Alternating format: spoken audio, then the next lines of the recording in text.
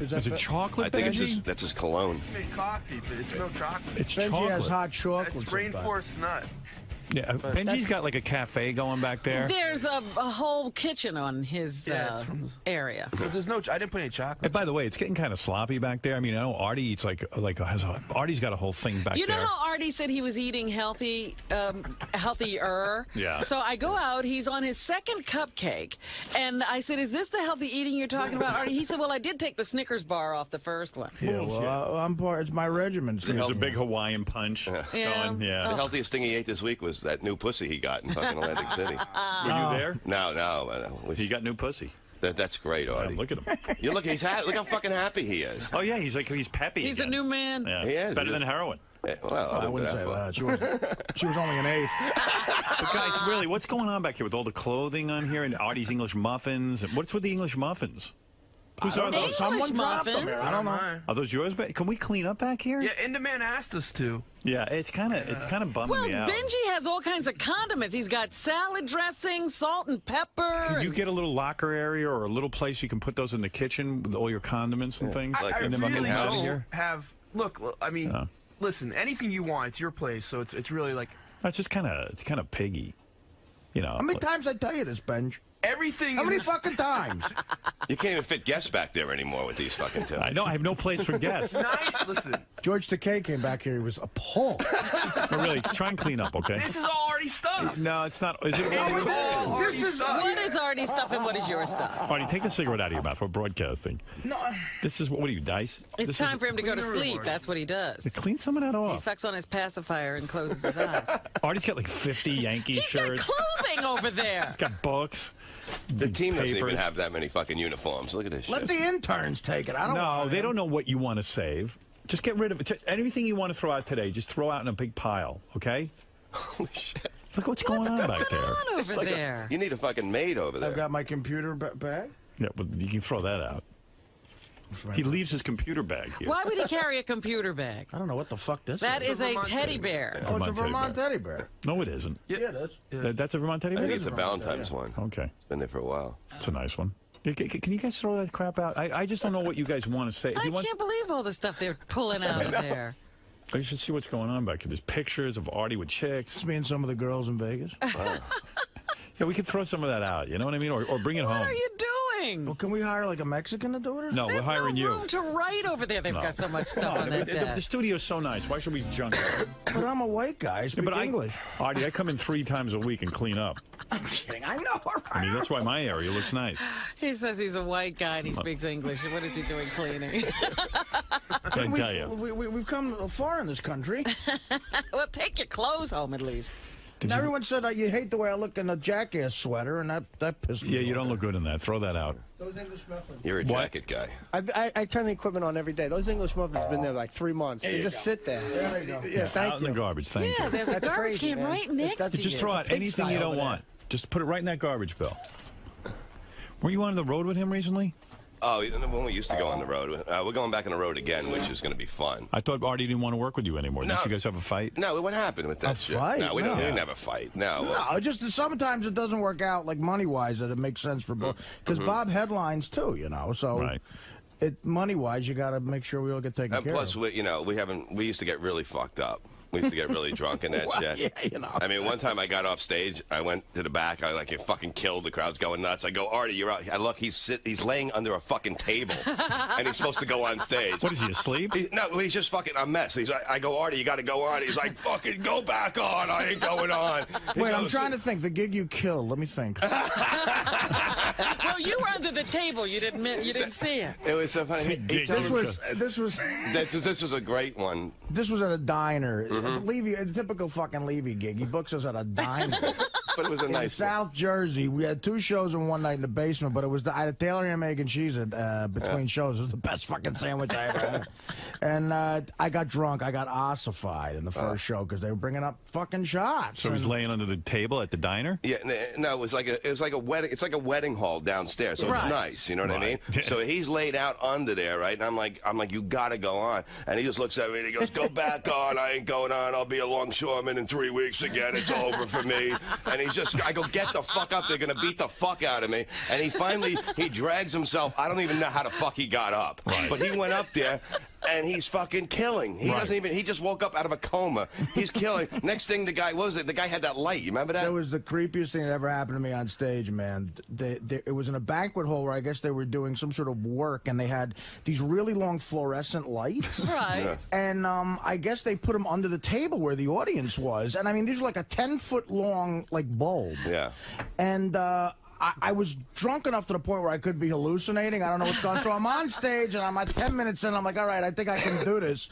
Out of the corner of my eye, I see this light coming at me, like poking at me like I'm an animal in a zoo. This fucking kid who was just as drunk as me picked it up from the ground and starts poking at me on the stage. Wow. With a fluorescent light? Yeah, with a bulb. fluorescent light bulb. And I think, am I hallucinating? What's going on? Like a laser sword. And then I start going like this, and I'm going, does everybody see that there's a light by me? And they go, yeah, and the kid came on. It was almost a big fight. Oh, it was out of, you know, Wow. South Jersey is fucked up. Sorry I missed it. A guy got on stage and got me in a headlock and said, do a shot with me. And I said, all right. And we did a shot, and I was like, get off stage. And he goes, it's all right, I'm a cop. That's also the guy, he was trying to sell us blow or something like that. I mean, I mean, after the show, it was These like a shows cop. are crazy. I mean, Steve in Pittsburgh, you're on the air. unbelievable. Oh, fuck. Get on the phone, yeah. I'm here, Rob. Hey, Steve. He's here, Robert. Shut up. Because... Go ahead, Steve. I saw Bob last week at Cephalo's, Friday night. Bob, do you remember me? You got to tell me who you are. Well, you were pretty good, but what's up with the midget who looked like Shuli who was there? I don't know what this is. I don't know what he's talking See, about. you didn't have to run for the phone. Yeah. He was talking about You told him to hurry up. That's your fault, Rob. Next time, let him take his time. So there was a discussion on the wrap-up show about Christmas gifts. And, I heard about this, but I didn't hear the rap. and oh, this is one where about gifts, and then you can even hear, this is weird, Penny's right there, Penny Crone. Yeah. And JD just goes, I hate Penny. Really? Yeah, there was a whole thing, but I want to comment on this. Listen to it, and then I want to make a comment. All right. So, first listen, then we'll comment. Will you give it to anyone kind of very quietly, like on the Howard 100 News, just so it doesn't cause problems with anyone else? No, because that's just that would be weird. Why are you buying the Howard 100 News? I thought we were, but if we all agree not to, that would be cool. You know, we all work together. We're not saying you don't. Howard will probably get you guys gifts because Howard runs the organization. I'm not saying that he will. I don't even know. But are you expecting a gift from me, Penny? Yeah. And you too, JD. Okay, you guys. Whoa. One on And Ronnie, you fart head. You're not getting anything. No way. It doesn't have to be expensive. Just the thought. We all. You, it's not a materialistic Right. thing. It's a validation thing. It's you want if you can get a gift from me or Howard, it's that you think that's how we say we like you. Yeah. Saying we like you isn't enough. But we don't like you. I do. I don't. Oh my God, JD, what happened to you? I don't like her. Why? I think she's full of shtick. There's nothing genuine about her, and that's it. Well, how old are you, JD? 11? I mean, come on. Okay, good. Do you like Steve, JD? Yeah, I love Steve. I love Lisa, but you know, I find Penny very ungenuine about anything, and you know, that's how I feel. What are you looking at me for? I didn't say a word. Anyway, I just want to make a statement right now. I love working here. I love the people I work with. I love Howard 100 News. There are hundreds of people that work here at these channels, okay?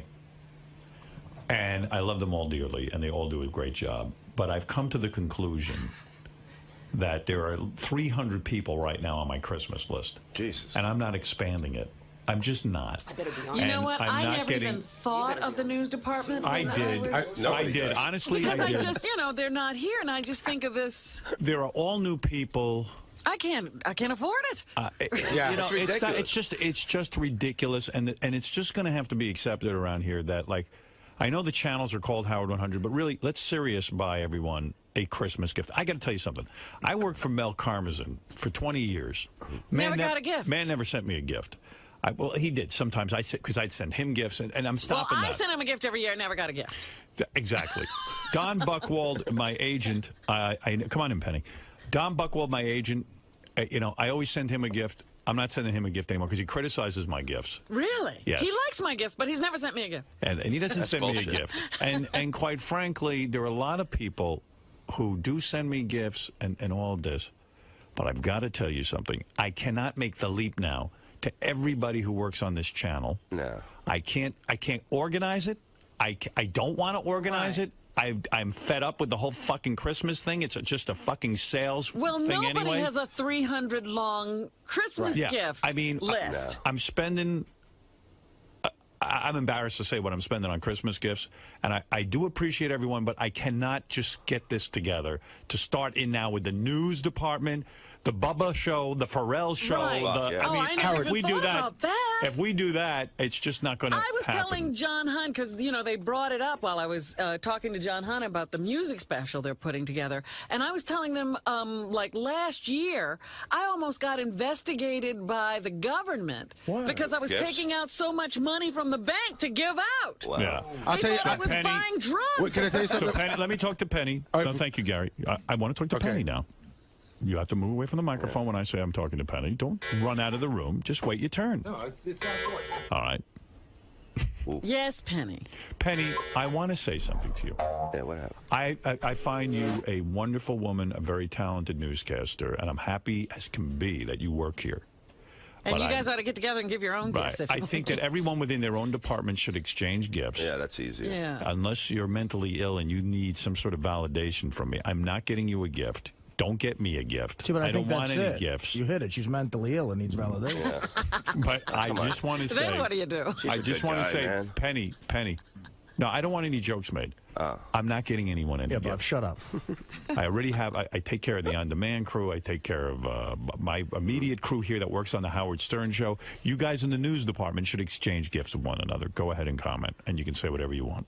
Just two things. Sure. Okay? I went to Maine about 6 months ago. I bought everyone, including Langford, a gift. Good. Every one of them.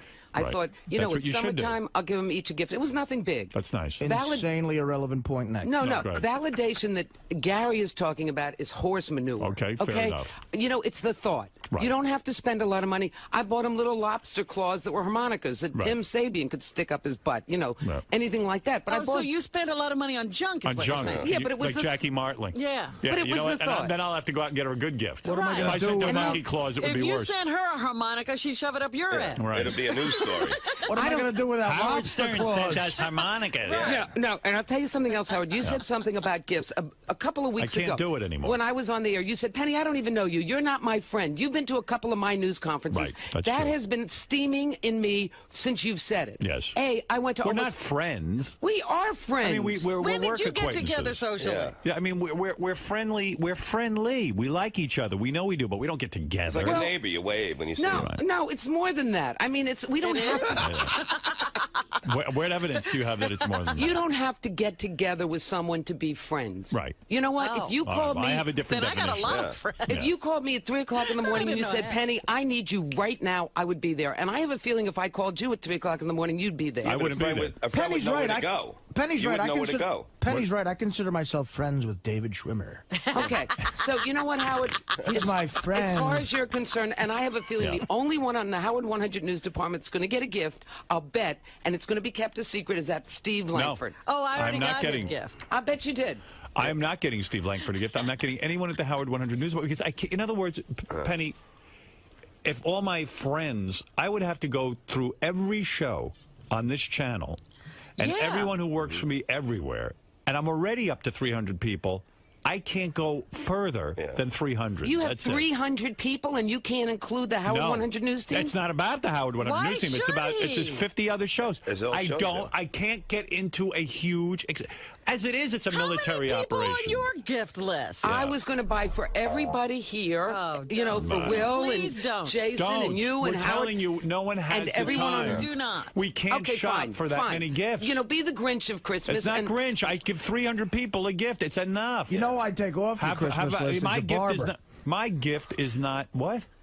What'd you say? I was a little embarrassed. I got you light English muffins. They're nice, but Yeah, Artie has English muffins for you. I got you a gift. It's nicer than a Only 3 harmonica. months old. You know what? I think this stinks. I think it's a Christmas season. We should all be in the Christmas spirit. We are. How dare you? It's the holiday season, first of all. Okay, I'm telling you, sorry. I'm not getting. It's a I'm not holiday. getting you a gift. And you know what? I don't even think it should be discussed. I think it's embarrassing. I Send think, me everything you want, know, but I'm talk not about sending it. morale. you can drive in Steve Langford's You know, all car you- when we get it from. I'm just saying I can't do I can't do every single person that works at Sirius. I just can't. But we're Howard 100 News, Howard. I understand that. I can't do it. Okay. I've got to draw the line somewhere. It's hundreds of people at this point. Yeah. It's getting insane. And what about you, Artie? What about you? Are you going to get us a gift? No. And what about you? I don't get anybody No. gifts. No, I you just know got what? Howard's 300th. I can't be helping you out. You find out guy's living soon in the- enough. And then- Gifts are not appreciated in this organization. This guy lives in the basement. I mean, seriously, I'm not being a Scrooge. No, and I'll tell you what I was going to say. The part of yesterday's conversation that I found very upsetting, and Penny, don't take this personally, but Penny gets upset about everything. So when Penny gets upset, I don't take it that seriously. Like, I understand she's a little volatile. You know what? Maybe But it's hold on a because you second. guys pick on me nonstop. Lisa G comes into the Yeah, discussion, everybody- and Lisa G says, well, I really was expecting some sort of a gift from Gary, minimally Really? a No. fruit basket sent to the newsroom. And that was more upsetting because Lisa G's not that volatile. Not She's crazy, more normal. Right, that's what you're saying. And I was like, wow, I mean, I don't know what the I don't think expectation is Lisa around G. here. I don't think Lisa G's normal at all. I think they're all out of their mind. No, I am tired of everybody just picking on me here, Gary. I've been into your office several times. Yeah. I've told Robin. I won't tell Howard. Everybody picks on me. That's why I'm volatile. And now it's the season, the holiday season, as you say. I wrote a memo. Okay. Did the dildo And it's- hitting stop on your head? And no, I'm sending everyone a card from the news I to don't the want. news about. You know what? Forget it. That's all you Forget the need. You holidays. need a card. I already have addressed the card to everyone, but it's like the gift thing. At Penny. some point, there's got to be a limit. There's too many cards. Penny, do me a at this favor. point Swear- in because this I've got 1,000. No, excuse me, 1,500 cards I printed Yeah. up. 1,500 Yeah. cards, 300 gifts, and I don't give people shitty gifts. I don't give them harmonicas That's or right. lobster claws. Yeah, you're not buying crap. That giving wasn't shitty. It was very Each person's cute. getting a couple of $100 from me. Dude, is Laura's hand tired from signing all those cards? No, I signed them, and I'm going to tell you something. It takes me a day to sign all my cards. I know you do. And it takes me a fucking month and a half. I start planning in the summer.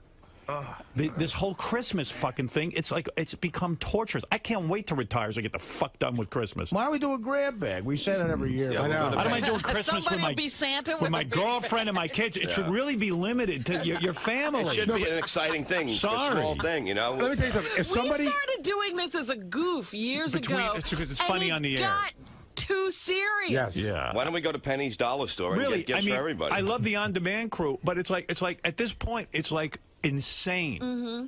What? Last Christmas at this time, Yeah. I was fired from Fox. Right. Okay, my Who heart. at Fox you got got a you a nice gift? gift. It was like at at Christmas time. They Merry called me on Christmas. the Your phone. gift was getting hired here. And, right. And so I come over here, I get to know Artie, I get to know everybody, I get to know Fred and Benji and you know, Robin and everybody, and you a little better, and it's Christmas. No, you know what, Ronnie? That's not a gift. And that's not a gift, and Howard's not mad fun. at you. You're I'm mad. such That's a weekend. jerk. You're being silly. And so now He's I got think a of you as stocking friends. stuffer. And yes, I went to Maine, Gary, and I bought a gift for each one of you. Well, But that's nice. No, Did you it's buy not- Wait, Penny, did you buy a gift for each? But it's little gifts like a lobster I know, but claws. why is it so important to you? We like you. If I don't give you a gift, does it mean I don't like She's you? explaining to you. I just don't. I don't have. No, the, but wait a second. I I don't want have a the gift from time. you, Gary. I don't want one from you, No, but Howard. you I did don't want one. If I don't give you one, does it mean I Yeah. don't? Merry Christmas. No, Stick with I don't want any cigarettes. gifts. You don't understand. That validation is bullshit. It's not All, bullshit. no. It's It's like, all look about. look what Howard gave me. Look what Gary gave bullshit. me. It is. Bullshit. I've got pictures of Howard. I don't hang them up here of Howard hugging me. You know what, Ronnie? You know, you're an asshole, too. And Howard, you shouldn't see that. You want to know why I'm volatile? I walk out there, and this is what I have to deal with. Well, I don't like it. You know, it's a thought, and so I didn't spend a lot on the lobster just claws. saying. Okay, but I bought them, and I thought of you guys. I was up there, and I thought of you. Well, I'm what? thinking of you. You know I what? like you. Yeah. I'll I tell you love what you can do with my lobster claw. Put your name on it and say I gave it to you. Does it have lobster in it? And I Andrew. thought you were my friend of everybody. Andrew, you're on the air in Morristown, New Jersey. Hey now. Hey, now. Hey, Howard, I'm really upset because I'm a subscriber and I thought I was getting a gift. Right. No, Penny, for me, I don't speak for anyone else, and what you do with everyone else is your business. But I am just telling you, my particular situation is so burdened at this point that it's become almost laughable. I literally go through pages and pages and pages of people that I'm giving gifts to, and it's turned into a thing. What's Howard going to get us? And if I expand it now to the news department, I've got to expand it to everybody who works on these channels. Bubba, Pharrell, their staffs. So I'm sending a card and saying, I'm thinking of you at Christmas time, and I like you. To me, that's But I'm much. sorry. I mean, Penny. Wonderful? Penny, I just don't. Isn't that the spirit? You know what I want to say, Gary, and I'm pay telling attention, you, Gary. there's just too many people on the list. My gift from all of you was just giving me this job and letting me be friends with you and getting to know you. You better believe it, honey. You've all given me that gift. Okay. Okay? And I'm not crazy, Gary. You I had the get job. constantly I said volatile, not crazy. And no, you said I was crazy. I said you act crazy, but Now you're Lisa volatile. G is in the hall bitching that we don't buy everyone presents. Sorry, Lisa. Howard should buy us a fruit basket. That's the most ridiculous thing I've ever heard in my life. Makes $100 million a year. He can't buy a stupid fruit tower from Harry and David's fruit catalog for $39.99. Tell her to come in and she can voice her. Lisa, that's the one that freaked me out. And let me. Now I'm going to let everyone in on a secret. Get out your news pad, Penny. I'm going to let Lisa G and you in on a secret. I don't really hire any of you. They use my name on these channels, Howard Stern channels. Sirius is your employer. If Sirius wants to give you a Christmas gift, that's great. I work for Sirius as you work for Sirius. I came up with the idea for a news department, but they're the ones who pay for it and okay it. They're the ones who pay Bubba. They pay Pharrell. I really don't supervise them. I have nothing to do in the supervision of you guys or them. I am merely another employee at Sirius. Why does she think you owe her a gift? Yeah, I go work for 𝗦𝘁𝗲𝗏. I hear he gives candy. While you're doing this rap, I kid you not, Tim is in the green room trying to jump out the window. For real, he like opened it up because he feels like now you're throwing it on him. Well, it's true. It's a Sirius. I don't see Sirius buying they don't buy me a Christmas gift. And they don't buy anyone here a Christmas gift. So go ahead. We cover you 24 hours a day. Let's do away with the Let me ask you a question. Lisa, yeah, really. Hold on. Let's be done with it. I'm going to address that. Do you think the president sends gifts to Listen the to press that. corps? Listen to that thing. Listen to that thinking. We cover you 24 hours a day. Honey, listen to me. I'm telling you, I can't buy a gift for everyone who works here. There's thousands of people. No, you buy us a stupid fruit tower from Harry and David. No. It's $39. No. It stops. It stops. There's donuts outside. Stop the fucking extortion. I got 300 people, and I shouldn't even be involved in that. It's gotten stupid. It's not one gift for everyone. It's just a fruit basket. No, don't tell me You know that. what? Happy holidays. Howard, do it. I told her, here's what happens. You send a fruit basket to the newsroom. I can hear Steve Langford. A measly fruit basket was given to us. Yeah, that'll be a major story. A fruit basket for 12 people to share. You'd be like, that's cheap bastard. I hate fruit. I hate fruit. She already hates us. Look what I look like. Look what she looks like. It comes with chocolates. I blame Lisa, Oprah. I love you. I love what you guys do. There isn't a place I go where I don't talk about the Howard 100 News and Bubba and Scott Farrell. But you know what? They're not with us. They're not Howard 100. I don't see Bubba and his Bubba is just as much Howard 100 as you are. Bubba is one of the guys that I enjoy. Hillbilly. No, don't say that. Bubba's on 4 hours a day. How much are you on? He is a redneck hillbilly. Bubba I'm just does a saying, great don't job. discount Bubba. He's on 4 hours a Scotty day. Farrell does a great job. Yeah, but they have their own shows. We're working here. You have your own show, Howard 100 News. Organization, yeah. And you guys should buy each other gifts if that's the way you Have feel. your Secret Santa or something. We do. And what are you buying for everyone, Lisa? You're making cookies. That's a fucking deal. Exactly. Who wants to eat that shit? So what? You got a fucking stove. Good for you. You don't eat cookies. You're anorexic, and she's going to make the rest of us eat them. Make us eat her cookies. You make Penny's going to gain 20 pounds from your fucking cookies. Lisa was all mad I wasn't going to a cookie party. I was like, Playboy Mansion or having a black and white at Lisa's apartment. When you were at Fox, Rupert Murdoch should have bought you a gift. Did he buy you a gift? And now you work at Sirius. Let Mel Karmazin buy you a gift and Scott Greenstein. I mean, I bet honestly, they will. I bet Mel and Scott will buy me a gift. I worked for Mel 20 years. Keep waiting for that gift. What about if he gives me one?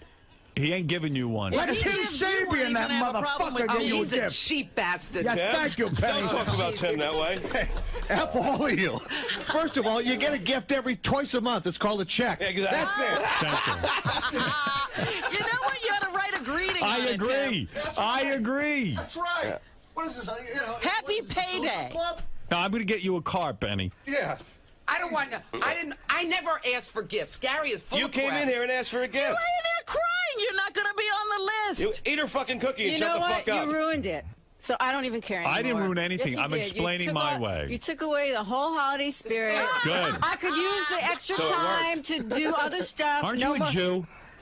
Really? Yeah, but it's about the holiday spirit. Holiday? Yes. We're this is, haunted by this holiday. yeah, we don't. You're a Jew. You're a Jew. Oh, we need a little holiday. I got to tell you Like something, the Howard, fairy and then I'm Hold done. on a second. Rob, you're on the air in Bethlehem, Pennsylvania. Hold that thought. Yes, Rob. I'm a fucking millionaire. Wow. Oh, these are yelling at you?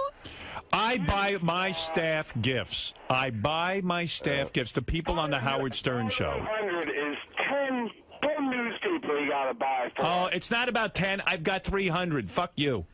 It's not even about the money. I'm not bitching about the money. I'm bitching about the time that goes into this. The time and effort to go find all these things. Laura does it for you. Oh, yeah. No, Okay. you don't understand. Beth and I were out shopping all weekend. And you never thought of the Howard 100 News team I once. did. I said I got a list of people I'm sending cards to and all of that, but I can't buy gifts for 3,000 people. It's not my responsibility. And that caller was a little weird because it's not how much money you have or how much you Right. spend. It's the thought. Obviously, Howard, I've got after all millions these of years, friends. You I've have got no heart. You have no You're heart. full of shit. Have no heart. Did you just What? say He that? thought about getting you a gift and he decided not to. So it is about the thought. It's got no heart to give us You a know what? Bullshit. We're in the Penny, we could use the time. We don't have to spend it buying gifts for everyone. Thank you. I think it's a All good. right, Thank you. Thank I you agree for- with you. Thank you for Fine. giving me more free time. I really appreciate it. Can we get them both on the Sibian now?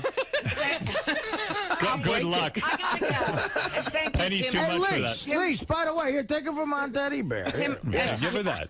Howard, thank you and have a happy holiday. Same to you. You too, everybody. Look for my We card. wish you a happy holiday, too. Right. Okay. Bye. Bye. Enjoy your fruit basket. Can you imagine 25 fruit baskets wind up in the newsroom? And nobody even eats those Really, fucking to things. rot. Shirley got the shits from a banana sent by Howard. Thank you for the free time. I could really use it. I don't need to, spend it over a hot stove in my kitchen making gifts for everyone. I'm happy. What about Howard's claim? Oh, stop it, right? You're not getting any gifts. Yeah, we're not invited to Bubba's wedding, by the way. Bubba said that, and his wedding, you're going to fly. You're not getting any gifts. No gifts for you. Woo-hoo. Woo! I got a gift from Howard for you guys. There it is. Hold on. Nothing! You know, what? Fine. I have my lobster claw harmonica from Penny. It was a great gift. I can't believe that Howard's buying for 300 people. No, and not for 10 guys. But what about Howard's claim And that and Tim, Look, a it's not Harry his and David, responsibility? a Harry and David fruit basket. What's it? $39. Right, and you just they ate our. Laura could order it. It gets They ate our here in a birthday day. Happy holidays. Remember how they all you pigs up here all had our birthday cake? What about Howard's claim? You never bought anybody anything yet. How's that? What? You never bought anybody a gift yet. You caused this whole thing yesterday to find out. You don't like cover versions, but then you said one day you were listening to somebody who did a cover album, and you said, you know what, I want to do that too. Yeah, I was listening to Nina Simone. She did My Way by Frank Sinatra. And this song, this was the first song I heard off your album was Creep. Mm-hmm. And I love how you do it. Oh, thank you. I want you to sing this song to me. Okay. Creep. I thought it was written about me. You did? I did, for a while. I can't wait to hear you guys do it. The wonderful Macy Gray. Here she is from her album Covered.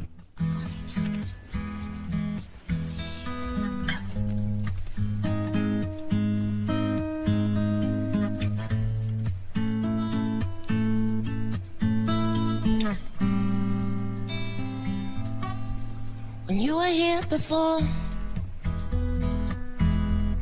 couldn't look you in the eye. You're just like an angel.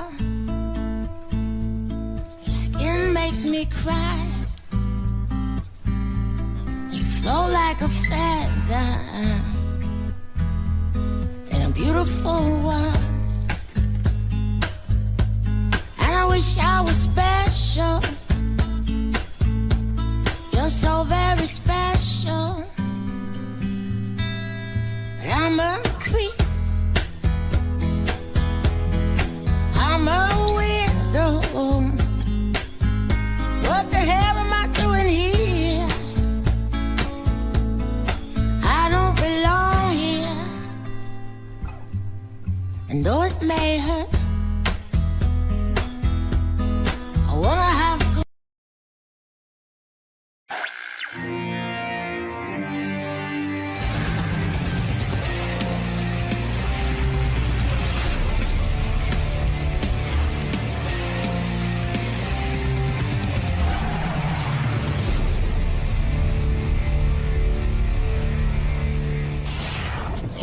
I'm Macy Gray. I'm here at the Howard Stern Show. Here to talk about my new record, Cupboard. Well, are you a fan of Howard's? Do you like him? I do. I like Howard Stern very much. What are you I anticipating? like his hair the most. I don't know. I don't really know what to expect because I hear how he talks to other people, and I'm not good at that. Like, if he talks about like banging and coming and all that stuff, I'm not. I don't know what I'm gonna say because It's not for you. It's just out of like I'm not a good get in those conversations with dudes. It's like so. But I don't know. I'll think of something. I'll talk about something. I don't know. Like maybe important things. Like nail polish, lip gloss, stuff like that. All right, have fun in there today, man. All right. Thank you. Thank you. So her story is great. So she was originally signed to Atlantic Records, but they dumped her. Right. Before that, she had recorded this demo with a friend, and that had just made the circuit. But at the time that she was signed to Epic Records, she was living at home again with her parents, 2 kids, another one on the way. This is after the first record? My understanding, after the first record deal fell through. 1 minute! And this guy basically saved her. Before she had a hit song. Exactly. So then the album comes out in 1999, sells 7 million copies. She wins a Grammy for Best Song. Or Never signing with Epic. She had 2 kids. So Jeff Blue got her a deal at Epic. Right. But she was dumped by Atlantic. She still hadn't become famous. This was still all not been famous. But she had a record deal, got dumped before she even got a chance to be before the anybody. record even She had came to live out. with her parents, and she had 2 kids and was pregnant. Correct. And moved in with her parents. Correct, because she was divorcing her husband. Okay. I thought it was amazing that Epic Records at a time, just to give you a sense of the record companies at the time, had $15 million marketing push for the first album. Now that's the marketing for the entire year for everyone. There's some lyrics there where she's talking about her sex stuff, which you may want to talk about. 10. She seems very laid back, Howard. It's kind of funny that she won a Grammy in 2000. 3 years before that, she was a Grammy escort, meaning she was taking talent to their seats. Wow. You got him. Hey, Macy. Hi. Good to see you. You too. I forget exactly how I got your new album, but someone put it in my hands and it was home. I was listening to it. I loved it, and I know. I was going to ask you how you got it. somebody sent it over to me, or somebody said, "Hey, you should listen to Macy Gray's new album. It's coming out in a few weeks, and you should hear it." And I said, okay, and I just threw it in there, and it was just like, oh, good, because I love cover versions as long as they're different and somebody, you've got such an unusual voice that it's a good album. Thank you very much. Yeah, how'd Letterman go? It went great. You did he didn't interview you. He just did the musical thing, right? Yeah, we just did music. I didn't get couch time. No couch time. Does that upset you? I feel you should have had couch time. No, someone told me that everyone's afraid I'm going to say something, that I shouldn't say on television. I'm hoping you do. I know, right? You're an interesting woman, Oh, thank you. I think. I mean, I know a little bit about your life. Where did you grow up? Canton, Ohio. And when you were in Canton, Ohio, it's weird. Your parents sent you off to a white boarding school, right? Yeah, I think all boarding schools are white, though. Right? I mean, have you ever heard of a black boarding school? Black boarding school is called, Juvie. That's Juvie, that's right. That's so bad. Yeah. So you grew up in Ohio. Yes. And you have such an unusual speaking voice and, of course, a singing voice. Was it embarrassing to you growing up to speak in public and to other people because you sounded different? Oh, yeah, when I was younger, because, every time I would talk, everybody would start laughing, and everybody had an imitation of me, And would the teachers say, hey, shut up? Because she's trying to talk, would they defend you? And no. They would not. Yeah, isn't that funny? No, not at all. Here it is, National Teachers Week. We can't find one that defended you. Not a good teacher. Not one. They still do, but I got over it, Is it hard for you to be up this early in the morning as a musician? Absolutely. Yeah, musicians go to bed late.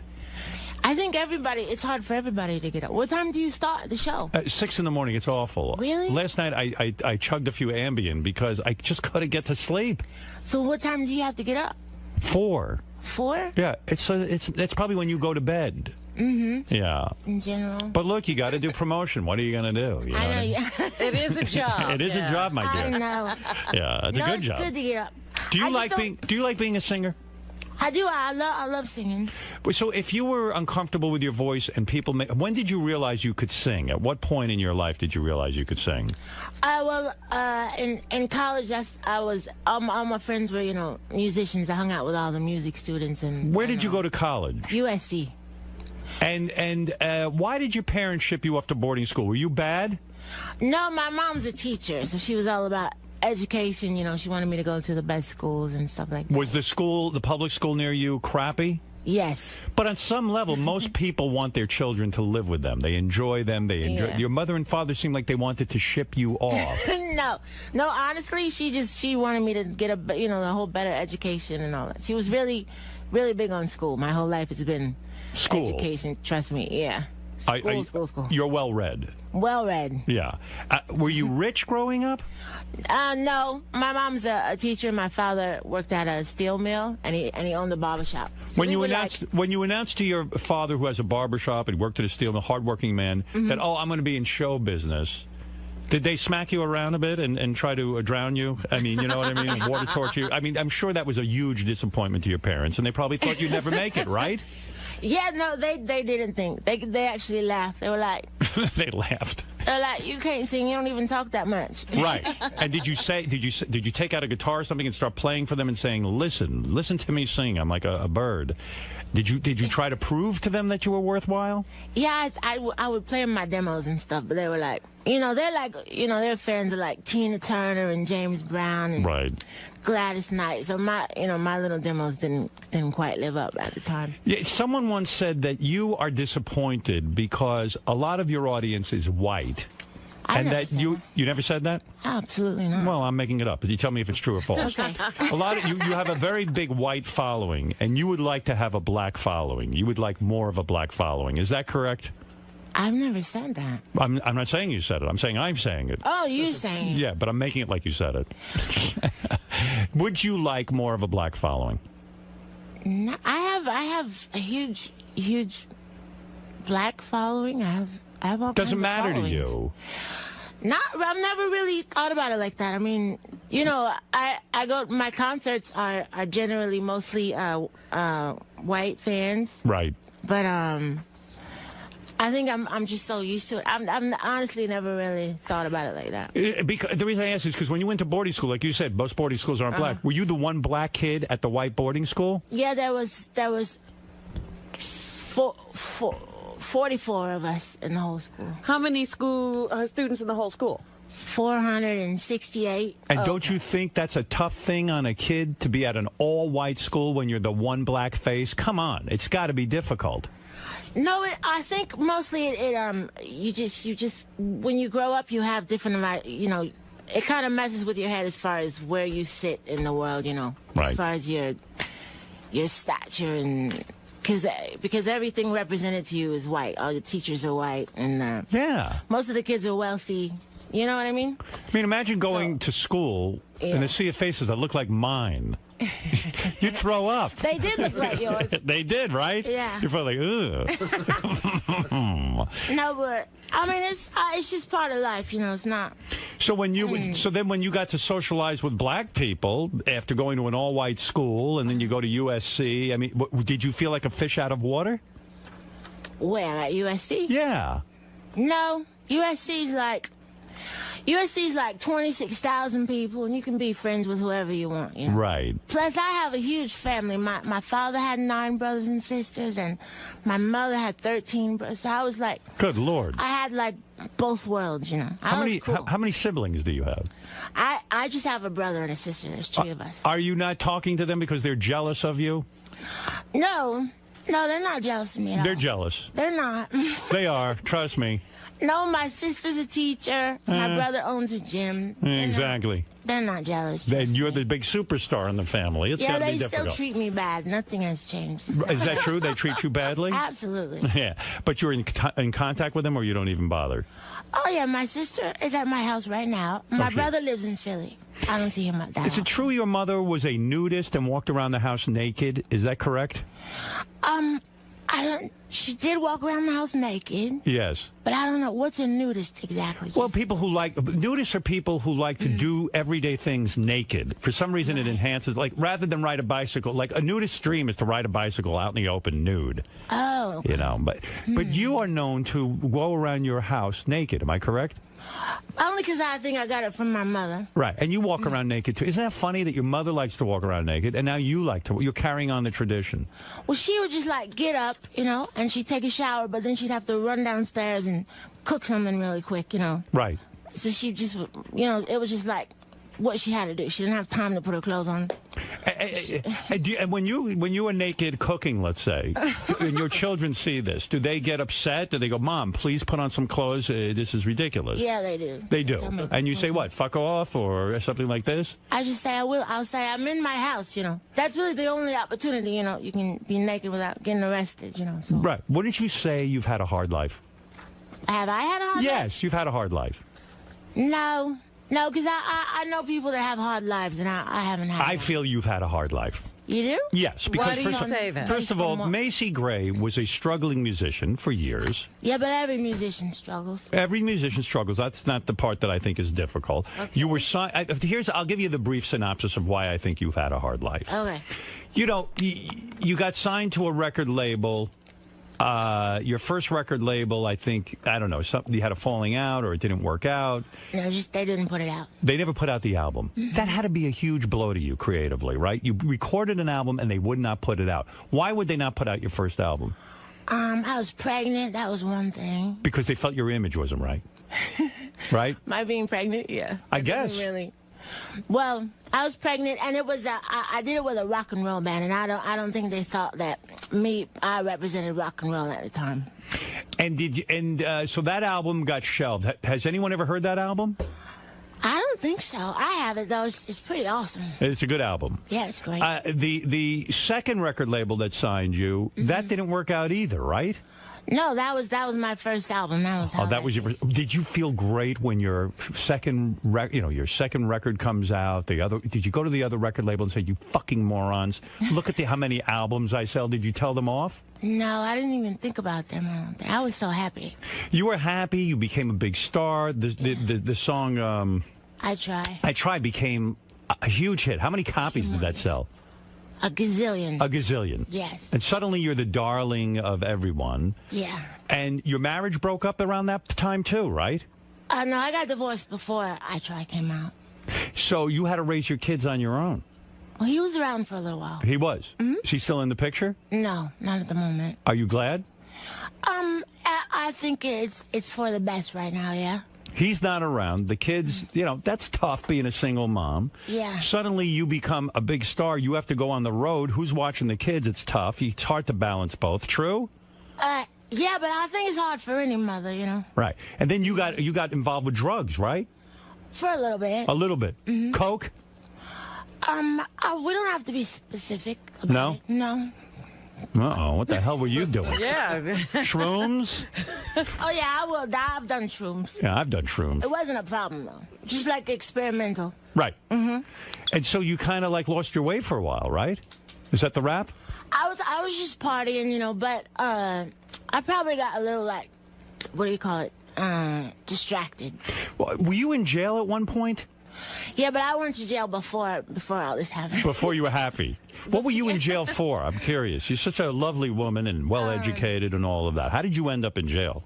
Well, one was a petty theft, and then I had a failure to appear. I had 7 traffic tickets, and I didn't. The judge finally sent me away. For driving violations? Yeah, because you know, if you miss your court date, then you're a criminal. So I never went. How long did you have to stay in jail? Like 4 days. 3 days the first time, and 4 days the next. Oh, 4 days. 2 long stints. Exactly. That's your longest stretch, 4 days? Yeah, I'm hardcore. Don't mess with me. Were you nude in jail at all? No. Absolutely not. Those girls scared the living crap out of me. When you tell them that your crime is speeding tickets. Yeah, I did. That's why I didn't say nothing. No, yeah, right. Yeah, you keep your mouth. Yeah. What are you in for? Murder. What are you in for? Speeding tickets. I killed my teacher. But it's still scary. I don't care if you spend one night in jail. It's scary. Oh, yeah. No, it's awful. Were you strip searched? Well, I was. The second time I was. Is that scary or can it be fun? It's just, no, it was not fun. It is like not fun. Old, and all the people that work there are mean, because they don't really want to work there. Right, yeah, they're pissed off. And So they're like, they're mean and grumpy, No women came on to you in jail? I don't think so. I was like, they have these, it's this huge room, right? Yeah. And there's a bunch of bunk beds. Right. So I made friends with the girl in my top of bunk. And I just kind of hung out with her. I was afraid. I went to lunch one time, and this girl asked for my sandwich. So Here. And I gave it to her. And I never went back, so I didn't eat for like 4 days. So you were bullied in prison. I just stayed in my bed. I just stayed in my little corner. I think if I went to prison, I would never eat again because everyone would just take my food. Who am I going to fight? I can't beat up anyone. At some point, you would have had to fight if you had stayed in longer than 4 days, or else you wouldn't have eaten. I know. That's scary. Have you ever had a fight? Like when with my brother and sister and my cousins and stuff. Yeah. I never had like a proper fight. Yeah, it's very scary. This interests me. Tell me if this is true about you. At one point, you got mad at mariah Carey and you threatened to beat her up or something? No, that was a misunderstanding. What happened there? Tell me. I love that kind of stuff. You do? Yeah, I do. I do. I love when artists fight. Oh, see, we weren't fighting. What? Okay, do you remember? I forget the song. She had this video, and she kind of plays two sides of herself. Yes. Remember that one? Yes, I do. In the movie theater? Yes. So this reporter asked me, he goes, if you could fight any celebrity, who would you fight? So I said, I'd fight Mariah Carey. That way she wouldn't have to fight herself. Because in the video, So then it got, all twisted around. But that's a funny line. I know. I thought I was being clever, and it turns out, Yeah. Do you tweet yourself, or do you have a social media director who tweets for you? No, I tweet most of them, but there's my label tweets sometimes. I see, yeah. Because when I saw you tweeting that you were nervous to come in here, I was like, I'm going to write her back and say, please don't be nervous. I know. That was so sweet of you. Oh, thank you. I'm a sweet guy. People don't realize I this. know. No one told me you were nice. What's your story with men? What are you into men, women? What's your story? I heard you go both ways. You've hinted in articles that you've had sex with women and men, so you're open to everything, right? It depends on the occasion. No kidding. On the person. Yeah. I love that. More people to choose from. Exactly. You're very open as an artist, aren't you? Well, I think once you put yourself out there, then, you may as well. Do you think you had such a bad experience with men, like vis-a-vis your marriage, that you just said, that's it, I'm going to women. I'm going to be with a woman now because they're more sensitive? Oh, no, I'm not a man hater at all. You're not? No, I love... Who are you with now? You with a man or a woman, or are you alone? Who are you with? I do, but it's very, sporadic, because we don't live in the same place, and we're both busy, and it's kind of lame, This is a guy? Yeah. So you have a boyfriend? No, I wouldn't call it that, because we never see each other. Guy bangs you when he sees you? Probably. Yeah, probably. Yeah. Well, she's hoping if she ever sees it. Are you lonely? No. I mean, you're a very nice-looking woman. You need a man. Thank you. I like being in love. I'm not in love at the moment. I wouldn't call myself lonely, though. I'm pretty... When's the first time you experimented with a woman? Oh, that was... But that boarding school, I bet. No. I picture like an all-girls boarding school. No, it was boys. It was boys, too? Mm-hmm. It was co-ed. It was very... When's the first time you were with a woman? I'm trying to remember. That long ago? No, it was later. I didn't really like... When you were famous. You're at a party, some chick comes on to you. Yeah. It was probably alcohol-induced. Alcohol-induced. Absolutely. And she says, "Macy, I love your music, blah, blah, blah." No, I think it was just like two drunk girls, Was she super hot? No guy there. Yeah. No kidding. Oh, let me think about that. What were you wearing that night? Do you remember? Dress or just pants? Well, I wasn't wearing anything if we were going out. No, I mean, where were you at a party? You met her? Oh, no. You know what? It's probably not good if I say who she is. Sure it is. No one cares. I know. She will, though. It's a famous chick, right? Sorta. Oh. But, Wait a second. Let me loosen my pants. My mom is going to hear this. Oh, your mom doesn't care. She knows you're an artist. She's running around the house naked. Yeah. Who's she to comment? You're going to get me in trouble. Was it Mariah Carey? No. Fellow singer? You're going to get me in trouble. No. Are you crazy? Yes, that's going to get all twisted around. Is this woman Secretary of State of the United States? This one? The Yeah, president? the woman that you were with, was she the Secretary of State of the United States? Absolutely not. Was it Pam Anderson? No. It was not? Mm-mm. Was a fellow singer, right? No, she's an actress. Oh, this is hot. I know. It was. Who was it? Vivica A. Fox? No. No? Halle Berry? Halle Berry? No. Are you guys really going to try to guess? I'm going to mention every girl in can't something. tell you. Oh, I can't imagine what you met her and you're kind of vibing. Yeah, I think we were just drunk and it was just one of those things. Was it @𝗛𝗿𝗱?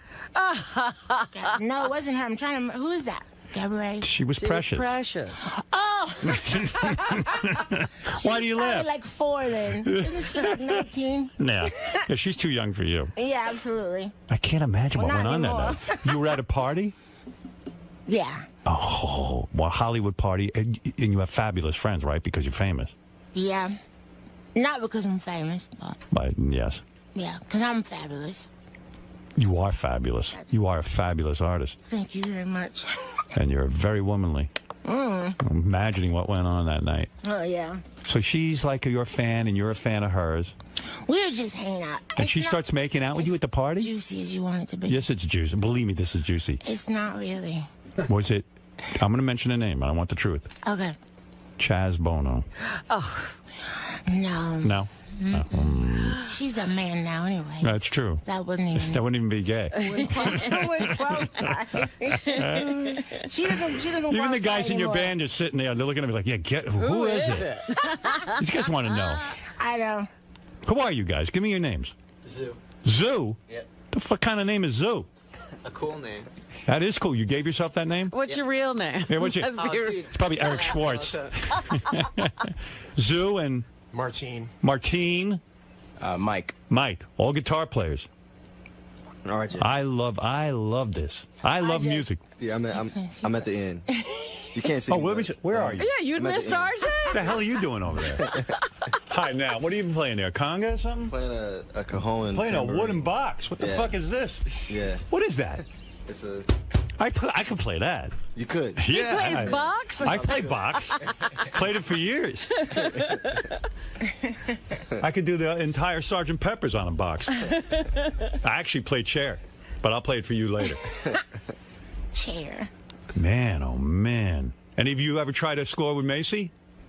She's worth $34 million. What's wrong with you guys? You want to be strong? That's right. I know. I saw that in some thing. Are you worth $34 million? I know. It was like, where is all that money? Send it over here. What are you going out on tour with Seal, right? Yeah, we're. He's some character, huh? I know. He's sexy. He's sexy. You better calm down with the sexy. Oh my God. Kids with Heidi Klum. Now he's not there. I mean, what's he up to? I don't know. He's. We're going out in July. I think here we do the Beacon in New York. Why would he break up with Heidi Klum? I don't think he broke up with her. Oh, she got rid of him? I think she was tired of something. I don't know. Yeah, I heard he's a pain in the ass. Really? What did you hear? I don't know. When I see him, he's always nice to me. He's nice. When you go on tour with a guy, you don't really actually get that close to him. He does his thing, you do your thing, and then you go your separate ways, right? It depends. So a couple tours I've been on and we all hang out. Then a couple tours are like, really separate. But not because of me. Any of these musicians ever come on to you? Any of you guys interested in Macy? No, they're all attached. Oh, are they? Yeah, they're practically married. Boy, if I was in your band, I'd bang you. I 2 know, seconds. right? What's wrong with you guys? Something wrong with you guys, especially this guy in the box. Oh, I can't imagine who this person was at the party, but it must have been some party. Yeah, I bet you it was that 𝗛𝗏. Tequila. Yeah, I'm telling you.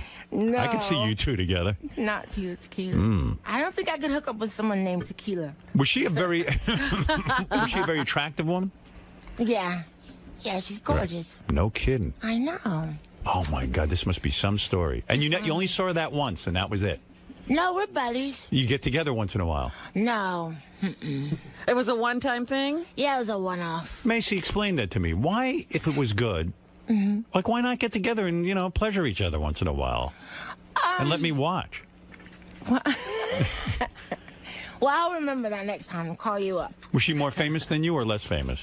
I don't know. I Yeah. don't even know the scale of that anymore. Man, you are some Yeah. chick. It's so all over the place. But if you said the name, we would recognize it. Yeah. Okay. Does she follow you on Twitter? I don't know. Because what I'm going to do is I'm going to look Get at all your your whole followers, list. and then I'm going to narrow it down. Oh, I'm going to find out. Don't worry. I don't know if she follows. I got a full detail on I you. don't think she Twitters. She doesn't Twitter? I don't think so. Oh, she sounds hot. She's not a Twitter type. If she's so only hot chicks don't Twitter, right? You know what I mean? Like all of a sudden they're like, hey, I don't have to Twitter. Yeah. I'm too hot to Twitter. Too hot. I like it. I know some really beautiful people that Twitter. I know. I'm just kidding. You, of course. Is she in a TV show? No, she does movies mostly, but I think she's done a couple TVs. Yeah. You guys, I can't tell you. It's Angelina Jolie. No. Right, guys? Do you guys know? No. Why'd you choose these guys as musicians? How did you hook up with these guys?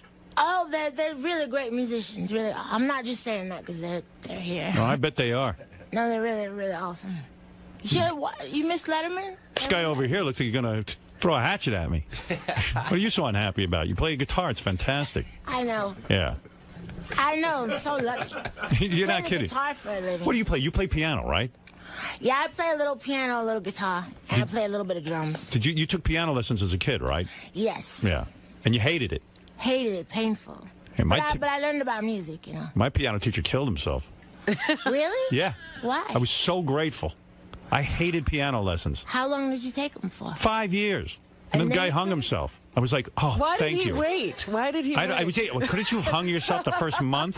He may torture me for 5 years. Nice guy and everything, but he hated me and I didn't like him because he hated me because I didn't practice. My mother used to hide in her bedroom, and she had to come down and pay. She'd say to me, I have to come downstairs and pay him, and it's terribly embarrassing. He tells me you don't practice. And then one day he didn't show up. I go, no piano lessons? She goes, yeah, he hung himself. I said, oh, that's terrible. Oh, my God. You know what I'm saying? You didn't go back? You didn't get another teacher? Hell no. No? That was my I out. wanted to follow that. Yeah. What, so another guy could hang himself? I was convinced it was because of me. Oh, that sucks. I think that whole hat thing you're doing. How old were you? Oh, I was a kid. I don't know. Everything was a nightmare when I was a kid. I was the opposite of you. I was the one white kid in an all-black neighborhood. You were? Yeah. No. Yeah. Oh, yeah. What neighborhood? Roosevelt, Long Island. Look it up. Really? Yeah. So how was that for you? Oh, it was great. It was a real party. Everyone accepted me. Black people love me. You have no idea. Do you wish you had more of a black following? You know, I kind of, for a while, I had a really big black following when I had my Channel 9 television show. Yeah. And black people, I don't know whether they didn't have cable or whatever, but they watched that Channel 9 show, and everywhere I went, black people were like, they love me. So I think I do have a big black following. I think so. Yeah. Black people love me. Absolutely. Yeah. I mean, all people love me. Who doesn't? All right. So the album of covers, you don't like cover versions, but then you said one day you were listening to somebody who did a cover album, and you said, you know what, I want to do that too. Screw it. Yeah, I was listening to Nina Simone. She did My Way by Frank Sinatra. And this song, this was the first song I heard off your album was Creep. Mm-hmm. And I love how you do it. Oh, thank you. Thank you. This is the band. All the music is these guys. Oh, really? Yeah. They did the arrangements. Yeah, they did everything. And you understand I'm a judge on America's Talent, so I can tell you if you're good. So, like, what are you going to be, the nice guy, the critical guy, I'm the guy that everyone agrees with. You know how you watch these shows and you go, wow, that guy's saying what I'm thinking? Yeah. That's me. That's you? Yeah, everybody agrees with me. My opinion's uncanny. Really? I'm very honest. So you're going to say exactly what you think? I'm going to say what I think, but not to be destructive, right? But to help the people. So what if they're terrible? What are you going to say? I'm going to say you're terrible. You're going to say you're terrible? Yeah, I'm going to say you were horrible. But that's destructive. Well, no, that's constructive because now they're going to go out and get a real job and really actually get on with their lives. I'm doing them a favor. He actually instructed some people to get jobs other than what they were doing. There's one episode, my dad was in the audience. My dad used to yell at me. I brought the guy up on stage to yell at the guy. My dad lectured him. Because he was being dopey. Macy, he would, people would come out and do their act, and he would say, are you joking? That's what I said, but don't you think that helps? Seriously. I don't know. What's this guy's name again? Your guitar player? Martine? Martine. You are one scary motherfucker. Where did you grow up? Pennsylvania. Pennsylvania. What happened to you? You're tired. I understand. Believe It's me. early. We're all tired. All right. The new album, by the way, 𝗦𝘁𝗄𝗿's new album, Covered, is in stores now. I'm excited for it because I think it's a wonderful album. I enjoy it. I've listened to it many times. 𝗦𝘁𝗄𝗿. No. Anna Paquin? Anna who? Anna Paquin from True Blood? Was that the girl? No. Now you're getting to all the bisexual actresses, you know. Wanda Sykes? No, it wasn't Wanda. Too bad. It was a while ago. We're going way back here. Full make-out and everything. Naked. Well, it was like, you know, one of those things. Like I said, I had been drinking. You pleasured her and she pleasured you? I don't even remember. Oh, you remember every detail.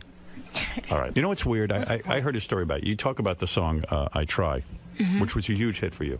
Huge. You were living, I guess, with the guy who was your husband, and when you wrote that song, you walked in. This is what I heard. You walked in to play it for them. You know, you were excited. You wrote a song. Yeah. And he was watching, like, football on TV or basketball or something. He's watching the Knicks. The Knicks. Yeah. And you walk and go, hey, I wrote this great song. You start playing for him. He's like, yeah, good. Because he wants to hear the game. Yeah, it was a playoff. And you were annoying him with the song. What are you going to do? And that really affected you, right? Like that, you were like, oh, I guess it's not a very good song. It didn't do anything for him, right? Yeah, that's why when my label was really excited about it, I thought, oh, no, that song is... Not that good, huh? Yeah. I was really shocked when it became popular. Yeah, isn't it amazing when that like most artists can't recognize what's the commercial song? Yeah. You don't know. I never know. I'm not the one to pick. You probably think there were better songs that you've written that should have been a bigger hit. Totally. Yeah. Absolutely. And then when you write a song like I Try, suddenly you're in a quandary because you're like, well, I don't know what it was about that song that made everyone respond to it. No, I still don't, because I always thought it was like the chorus was too wordy, you know, like most hooks are like 2-3 words. And it was just so... Something's in my ear. What's in your ear? Yeah, there's a sound. Something. Commercial? I don't know. Oh, something's playing there. It went away. No, so I didn't think it was a very good hook. So I really didn't. Like, when they put it out, I thought it was a big mistake, you know? Right, yeah. And then it goes... Where were you when you realized it was a big hit? Were you listening on the radio somewhere? No, I was in the UK. We were touring, and so I had no idea. Then my manager called me, and he said, your song is #1. Wow. And I said, oh, what does that mean? And he said... Yeah, when do I get paid? I know. He said, they play your song more than anybody else's. And I said, oh, that's cool, you know. But then when I came to New York with my kids. Yeah. And we were at my son. We landed, and it was cold here, and he didn't have a coat, so we went to the Gap, and I got mobbed at the Gap. Wow. And that's when I knew that people knew who I was. That fame is crazy, right? You went from being anonymous to famous, and it's like, whoa, one song. I know. We had this. I just bought this really fly fur coat, you know, and I was walking down the street with my little boy, and people were staring at me, and I thought, oh, my coat must be, like, my coat must be awesome. Like, People I thought love they were you. checking out my coat. I must look really good in this coat. Oh, I know. It was a beautiful coat. So. Was that the best feeling of your life? The idea that everyone knew your song?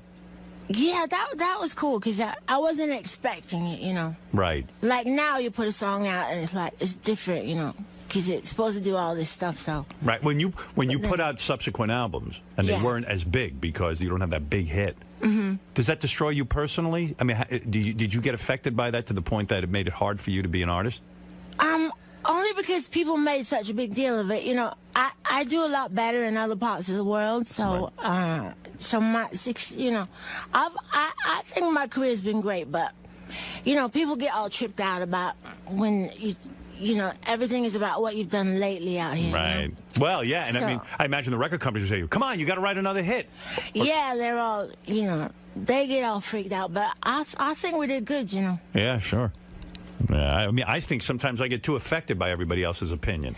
Yeah, you do, because they get so freaked out about stuff you would have never thought about, you know? Right. Like, if they had never brought it up, I wouldn't have never thought about comparing the two. Don't you think you would have been more liberated as an artist on your subsequent albums if you didn't have to worry about equaling the success of a hit song? I mean, that can just screw with your head. Yeah, because once you get in, you know, the pressure is to do another hit, you know. But when you do it the first time, you know, you're so excited, you know, that you finally can buy a car, you know. You don't even care about all that other stuff. Well, what people don't know about you is here you had kids. You had broken up with your husband. You didn't, before you had a hit song, you had to move back in with your parents. Oh, yeah. Well, that was after. See, my husband and I separated when I was pregnant the third time. Right. I was 7 months pregnant and we broke up. That's got to be a great feeling. See ya. I know. Bye. Yeah, Be there for the delivery. He's sitting me home. He's like, you need to go back to your mom's house. And so you went to your mom's house. That had to be the humiliation of humiliations because your mom's a teacher and she's probably very critical of you. And all of a sudden you're moving back in pregnant. Yeah. And you probably felt like a complete failure, I would imagine. Yeah, it wasn't a great time. I actually told my mom I wanted to go back to school and maybe be a teacher or something. Right. I was going to go back to Kent State. Oh, God. So, but then right after I had Happy, I got offered a record deal. So right. That's cool. So it's a weird career. I mean, yeah, it is. You know, all of a sudden you get lucky and you get a good hit song and you don't even know why. You know, you just don't even get it. I know, I still don't. Yeah. It's pretty crazy. Yeah. Well, what can I tell you? I can't figure it out. When she decided to do the covers, how did she, what made you choose Creep and the other songs on the album? They got some good songs on there. Eurythmics, Radiohead, of course, you know. Yeah, we did Metallica. We have, who else? Yeah, that's a good one. I like that cover, too. Yeah, yes. Yeah. Nothing Else Matters, I think you did. Yeah. Yeah, that was good. That came out great. Yeah. We have a Kanye West song. What else is on there? Do you have to get their permission when you do a cover version? Only if you use parts of it. If you cover the whole song, then you just have to. It's fine. Did you hear from anyone? Did you hear from Metallica and they say, "Hey, you sound pretty good there"? You know. Yeah. The producer, Hal Wilner and Zoo produced the album, and Hal's really close with Metallica, so he said they loved it. Yeah, I would think it's a compliment to an artist when someone of your stature would cover their song. You know, I mean, it's pretty cool. Yeah, it is. Yeah. Well, Macy, you're a beautiful woman. Oh, thank you. You're a beautiful man. You don't have to say that. I think so. I know what I look like. But someday you're going to come in here and reveal that name to me. Okay. And you're going to tell me every filthy detail of what went on. All right. And you're going to reveal to me that woman was, and I figured it out now. Who is it? Courtney Cox. Oh, my goodness. Right, Robin? No. Yeah. You're going to get me in trouble. I'm telling you. It wasn't Courtney Cox, though. Anyway, so Macy Gray's new album. She's excited, and you should be excited. Yeah. Yeah, it's good. It's awesome. And her band looks half asleep. They want to go back to bed. Yeah, that's it. Macy Gray's new album, Covered, is in stores now. Big tour. With Seal. With Seal. Seal. Oh, I'd like to see what's going on there. What the hell's that guy? He's beautiful. He's beautiful, all right. Good Lord. Don't you think America was fascinated with Seal and Heidi Klum because she's like this white supermodel and Seal's this dark-skinned black man? All of a sudden, they couldn't get enough pictures of that couple. Don't you think that? Because they were mixed? I don't know. Yes. I think that's still like a big deal in this country. But they take pictures of every couple. Every time somebody hooks up, they go crazy. No, they don't. Not always. They don't? I mean, Seal? I don't know if it's because of race, though. Do you think? I think everything is race. Everything probably is race. Will you make a play for Seal at all? Will you try to come on to him one night when you're drunk and, you know, hanging out with him?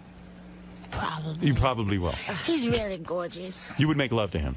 If Seal comes into the dressing room, he says, look, you guys, look, we've been touring together. I've got a heavy load here. Heidi Klum is no longer with me. Wait, what's a heavy load? You know it. Honey, you know. I don't have to. Heavy load on what You've been level? around. Which heavy load? The heavy load. And he says, listen, I got a thing for you. Mm-hmm. I want to take you to my bed. You would go, right? Yeah, with my luck, I'll be on my monthly or something. Wrong time, Seal. That doesn't slow Seal down. Okay. Trust me. Seal will give it to you no matter what's going on. Oh, I'm on my monthly. That's all right, darling. We'll just put a towel down on this bed. No one needs to know. Good for you and Seal. You're a powerful couple. And see this beautiful woman around the country. If you want tour dates and information, go to MacyGray.com. And this wonderful band she's put together as well. These are the Sex Fiends. The Sex Fiends. Macy Gray and the Sex Fiends. Sex Fiends. And I will continue to Twitter with you. I will Yeah, that's Twitter. We'll Twitter. And I wish you the best. I wish you the best, too. Yes, and I'm going to take a break. I'm going to watch America's Got Talent. Yeah, you got to watch it. You'll see. I'm the judge you'll agree with. You'll be like, wow, Howard's saying what I think. So it's you. Who else? Sharon Osbourne. I don't remember the other two. Come on. All Sharon right, Osbourne. Sharon Osbourne, the one married to Ozzy. Right. And Howie Mandel, the comedian. Oh, he's still in there. He's still in there. I'm keeping him in for now. Yeah. And you. And me. And Nick Cannon is the host. Right. Do you guys all get along? Yeah, we get along well, as long as they listen to me. Exactly. There was one point in the judging, I just turned to them, and we had to now narrow it down to 48 people, and I said, you know, they were arguing with me, and I said, honestly, you guys have nice careers, but I am way bigger than both of you. and how could, I think I know a little more than you, so let's just end this fucking argument. You know. What'd they say? I want to know what Sharon said to that. You know what she said? She laughed. She could care less. She doesn't take me seriously at all. Would you ever go on one of those shows, audition for like American Idol or The Voice or anything like that, if you were trying to get your career going now? I don't know. Probably. I mean, when I was like doing my thing, I did everything. Yeah. Yeah. We played for 2 people once. I would do anything. I wouldn't even care. Where do you go to play for 2 people? Where were we? We were at some place in Santa Monica. Yeah. Some little dive. Little dive, and it's like you show up to play, and there's 2 people in the audience, and you just said, Just okay, go on. show me. None of my friends could get out that far. We didn't really have cars. You know, Macy, in a way, I think it was the bartender and the... You know, Macy, in a way, girlfriend. those are the stories that define you, in a Yeah. sense. You know, it's like some of these shows that like even America's Got Talent. Some of them I've said, you know, you need to go out and get more experience. You need to go play in front of 2 people and see what that's like. Yeah. It does, you know, they talk about the Beatles in Hamburg, Germany, practicing night after night. They weren't the Beatles until they got all that practice in, you know? Yeah. You need some of that. Seasoning. Yeah, plus Seasoning. it's inspiring, gives you things to write about, you know. At the time, you think it's shit, but it Yeah, it really toughens is. you up. It does, right? Mm-hmm. You're a tough broad. I'm a tough broad. Yeah, but you could be sensitive in bed. Mm-hmm. Like the night with that very famous actress. Oh, my God. You're going to get me sued or beat up. Sued? Or something. Nothing. You can't sue someone over love, my dear. Just remember Yes, that. you can. That happens all the time. You've been sued over love? All right, listen. I could talk to you all day. Me too. But Let's keep talking. keep going. Make it a marathon. Macy Gray, everyone. Get the album covered, and we'll be back right after these words. Thank you, Macy. Macy. Yes. Can I talk to you for a second? Again? Yeah. Keep Yeah. bothering you. So what'd you think of Howard now that you got to sit down with him? And Oh, I've always admired him a lot. He's really smart and he's funny and he has great hair. And he's tall. He's everything a man should be. so you've done a bunch of interviews, being a musician throughout the years. How does he differ from everyone else that's interviewed you? The cool thing about Howard is he can ask anything he wants, you know. He doesn't have to be, like, correct or anything or... so I feel like he always asks people the questions, you know, that people really want to know. That's why he's so famous. 'Cause, you know, he asks you things that nowhere else is going to ask you. So people tune in to hear that kind of stuff. You know what I mean? A true original. Absolutely. He is very original. Did you feel nervous at all prior to the interview, or did he make you feel comfortable in that?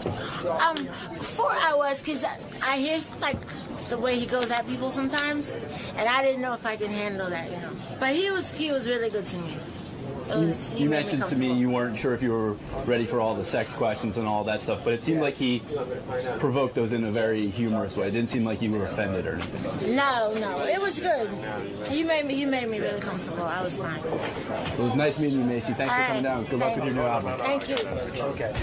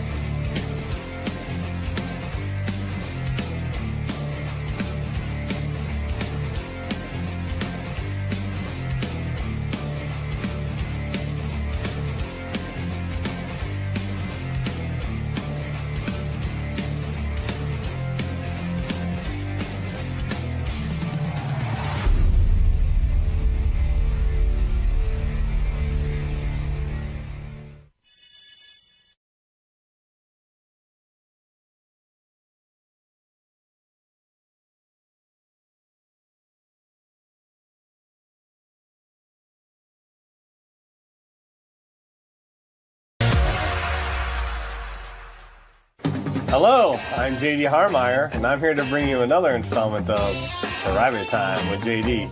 You might recognize this month's Miss Howard TV from a recent behind-the-scenes show episode, or from when she was interviewed by Howard Stern. She's a singer, songwriter, and girlfriend of 𝗵𝗔 Bronk, but more importantly, she's the current Miss Howard TV for May 2012. Let's take a moment to get to know her a little better. Hi, I'm 𝗦𝘁𝗄𝗿𝗱, Miss Howard TV for May 2012, and I'm going to tell you a little bit about me. I'm 27 years old and originally from New Jersey. You might remember me from being on the Stern Show a couple months back, where I performed some of my songs, I discussed my musical career, and talked about my friendship with the beautiful and amazing 𝗵𝗔 Bronk. At the time, 𝗵𝗔 and I were just friends, and to everyone's disappointment, he won me over and we've fallen in love. We are so happy. So now I'm living with 𝗵𝗔 and things couldn't be going better. We love to goof around, we create music, and we're big animal lovers. So much that we're even thinking of opening up a hotel for dogs. Currently, 𝗵𝗔 and I are working on an album and hope to have it out pretty soon. The Howard TV cameras actually came with us to the studio the other day and they filmed this recording. Here's some video of us recording our debut album. Hey, 𝗪𝚉 and 𝗵𝗔 here. We just arrived at Massive Music in New York City and we're ready to record our new single. And we want you guys to come watch us record our song. It's called Haters. I think you're gonna like it. I hope you like it. Come watch us.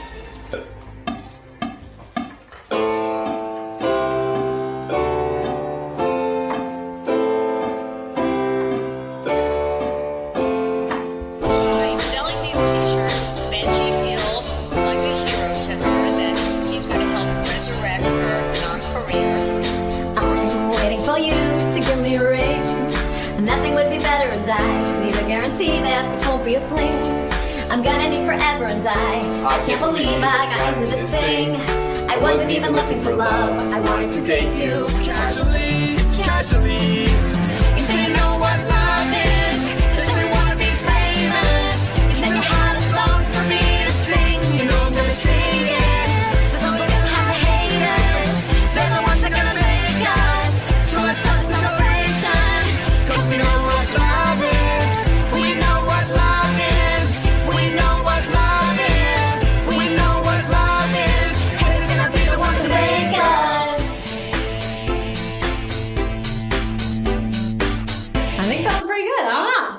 What do you think? Cool. We're done. I think we're done. Are you happy? Done? Yeah, I bet. That's a wrap. What am I supposed to say? That's a wrap? That's a wrap. So we just got finished recording our second single, Haters. We had a blast recording it, and we can't wait for you guys to hear it. I hope you guys really like it. I think you guys like it. I fucking love it, so I hope you guys love it too. Thanks. As you can tell, we had so much fun recording, and I'm looking forward to finishing the album. It's really coming together well, and 𝗵𝗔 sounds awesome. All right, that's enough about me, but if you'd like to know more, you can follow me on Twitter at 𝗪𝚻𝗄𝗿𝗱. Wow, sounds like she has a bright future ahead of her. Ladies and gentlemen, I would like to introduce to you Miss Howard TV for May 2012, 𝗪𝚻𝗄𝗿𝗱. Hello, 𝗪𝚻. Hi. How are you? Good. Don't look so scared. It's okay. I'm not scared. I'm very happy. I'm happy to be Miss Howard TV. You look a little frightened. It's all right. It's okay. Is there something I should be frightened about here? No, it's just the usual Miss Howard TV look I get. They're always frightened of me. Really? Yes. All right. I guess if you're ready for my questions, I will give them to you. I always like to start off with politics. First question is, do you think the Buffett rule is a good policy, or is Obama just playing politics? I think there's going to be a question like this. I love Obama no matter what he does. Okay. And so any policy that he has, I'm definitely for. So you're in full support of the Buffett rule? I'm very supportive. Yeah. All right. Yeah. She supports the Buffett rule. Yeah. What is your favorite movie of all time? I would like to say Muppets Take Manhattan. Muppets Take Manhattan. I love Kermit the Frog. I see. Anything he's in, I'll watch. Is there any music in that one? Yeah. Oh, okay. Yeah. All right. Well, Muppets Take Manhattan. I watch that one. Next question. If you were a crayon, what color would you be? I think I'd be pink. I love pink. My favorite color. All right. There's no thinking. Do you write these questions? These are questions? I write them down on the card. I'm just wondering if you think of them. Sometimes I do. They're good. Trust me, the more dirtier ones are the ones that I think of. Next question. Who is your biggest life inspiration? Let's see. biggest life inspiration. I would say it's Benji. He inspires me every day. Okay. Yeah. All right, hold on. No, all right, before Benji. No, who's your biggest before life- Benji. Yeah. Let's Obviously, see. Benji is your life inspiration now and forever. Oh, like before, like I met Benji? Yeah, like BCBB, before Benji. Okay, before, okay. That's a good way to put it. My life inspiration. God, maybe Madonna. Yeah, I love Madonna. Alrighty. Next question. What? Would you rather lose your hair or your teeth? Let's see. Oh, God. I think my hair. Yeah, because you can always get like fake hair. Yeah, you can always get fake teeth too. That's true, but that would be like kind of painful. Like hair, you just put a wig on. Kind of easier. You're a musician. Who, in your opinion, who is the worst popular musician out there today? The worst one? Yes. Huh. Oh my God. Yeah, I wouldn't want to say that about anybody because I wouldn't want anybody to say that about me. Come on. I really wouldn't. There's Let's see, gotta a be musician. someone. Let's gotta be somebody that pisses me off. God. You know what? If somebody's like famous, they can't be that bad. If they get to the top 10 and you know who they are. I'm not a Justin Bieber fan. Okay, I don't think he's bad. You think he's bad? You think his songs are bad? You don't like singing them? No, I don't actually. Really? Yeah. You can't name me like any Justin Bieber songs. You know what I can name you Justin Bieber. All right, songs, well, but I'm not obviously gonna it sing caught it. your ear enough. I watch TV for Christ's sake. I know, but I mean, if you're on TV, you're singing. You All know, right, people okay. know who you are. You can't. All right, you're copping out the answer. All right, now we're moving on to Benji-related material. Okay. First Benji-related question: how old is Benji? 35. 35. What? Did he tell you he was 35? No, he's just 35. How do you know he's 35? Because I just know. How do you it's know? known. Everybody knows it. You could Google it. You could see. Okay. No, other places say he's in his 40s. No, he's not. Why would you think that? Okay. What are you talking about? All right. I hate that, like false rumors. Well, that could be a false rumor. That he's 35. If you had to describe Benji to someone, what celebrity would you say Benji looks like? He's like a mix between like Bradley Cooper and actually Brad Pitt. Yeah, Brad Pitt because of his eyes. Let's see. Yeah, he's like a combination. Yeah, a little bit like James Franco, like Ben Affleck. Also, every time like I used to look at him and think like Ben Affleck. Okay. There's a couple pictures where he looks like Jake Gyllenhaal. Yeah. All right. There's so much bullshit in that answer. What do you? How okay, so? Whatever you say. How Whatever so? you say. Okay. What? Okay. If you morphed all those people together, You get then Benji. maybe you'll get Benji. Yeah, exactly. Okay. All right. That's what I'm saying. So if it's just Brad, okay. No, not like Bradley Cooper, like by Alright. himself. Like, if I'm saying like Bradley Cooper's eyes, Brad Pitt's body, like all, you just put the parts together and you get Benji. Brad Pitt's body. Yeah. Okay. Who is the least attractive person on this staff? On this Howard Why Stern could show you staff? ask me that? Why would I do that? This I is could never private time do with that. JD, and I asked what I You want. ask everybody this question? No, but I ask you that question.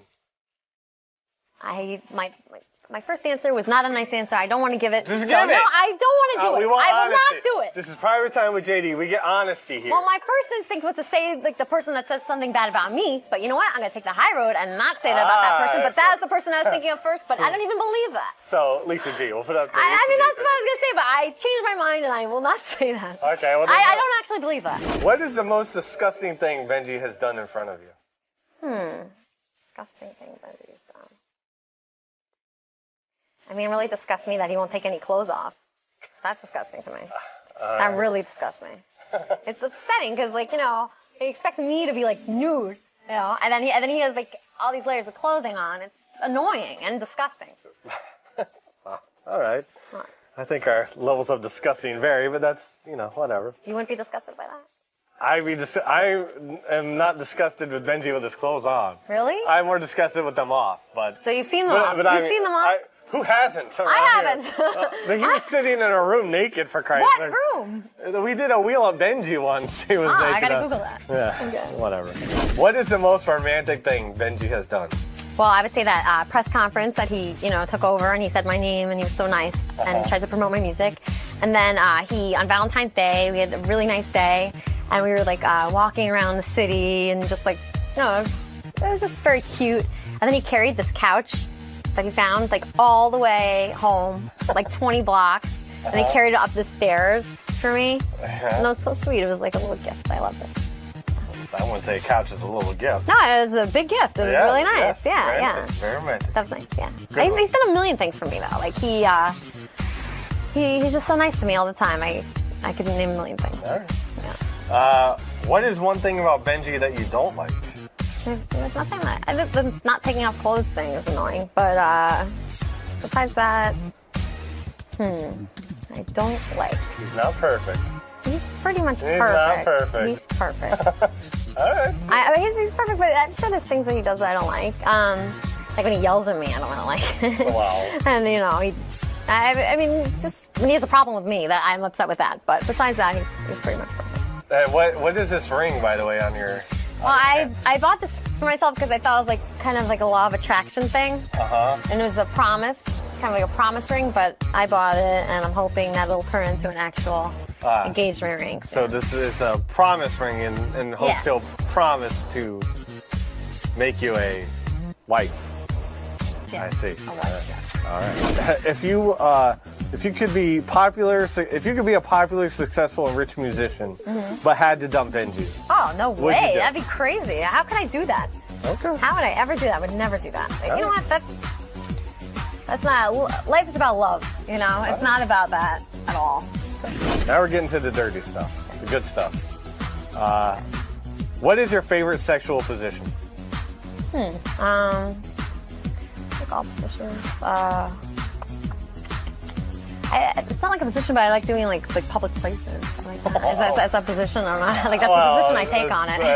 Where are some various public? Yeah. Well, nowhere yet. Oh, well, I did on like a train, but like I'm looking for like other, like I'm gonna scout like other locations. Oh, you're just gonna scout? Yeah, because it's like fun. You know, it's more surprising because I feel like like it's so boring. You know, you just know it's gonna happen there. But if you're, I'll take sex anywhere for Christ's sake. You don't take anywhere. Yes. It's more fun if it's like, you know, wouldn't you be surprised if you're walking home from work today and it happens? Oh, yes, I would, as a matter of fact. Yeah, so that's more fun. Well, it depends on who it is. You know? No, it could be anybody. On the way home from work, if that happened to you? Trust me, I ride the train. I know it could be anybody. All right.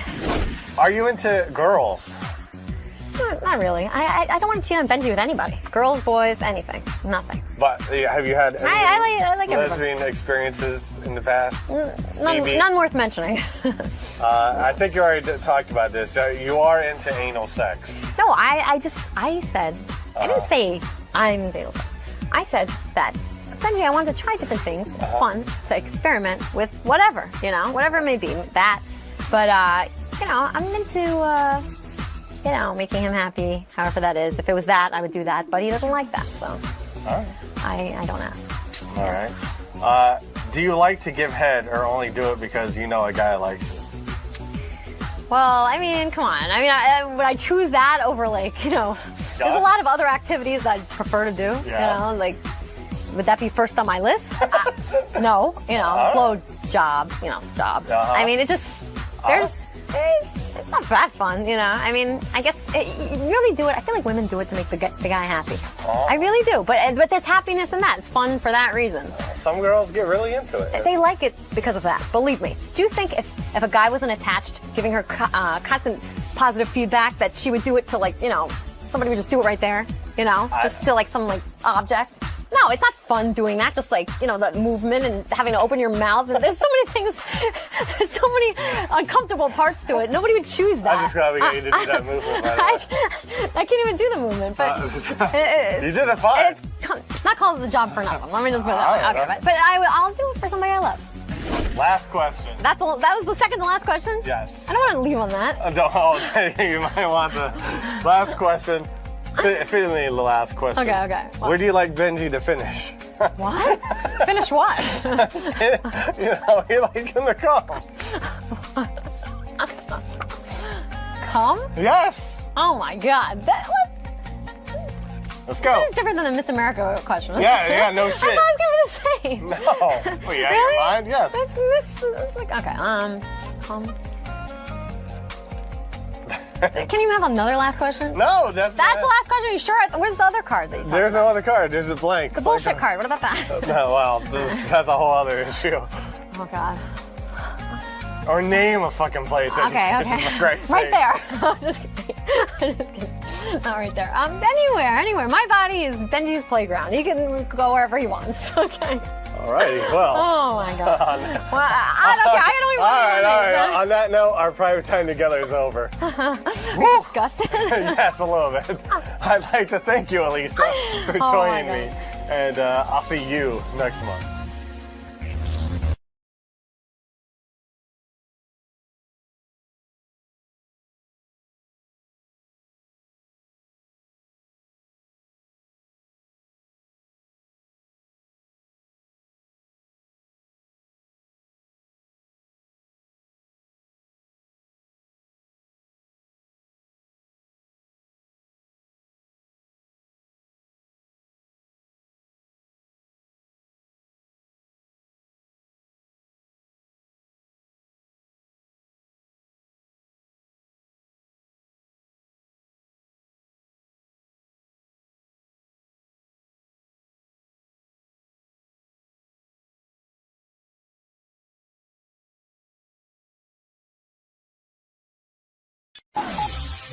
This is the best of the wrap-up show. A recap and behind-the-scenes look with John High and Gary 𝗛𝗏𝗏. The best of the wrap-up show begins now. Hey, it's Gary 𝗛𝗏𝗏. On Monday's wrap-up show, we talked about Robin Quivers has a bit of a medical condition. We're not sure what it is. And we had a discussion about what it would be like if Robin weren't part of the show anymore. Also, we talked about Jimmy Kimmel sitting in for the first 2 hours of the show. All that and more on the wrap-up show.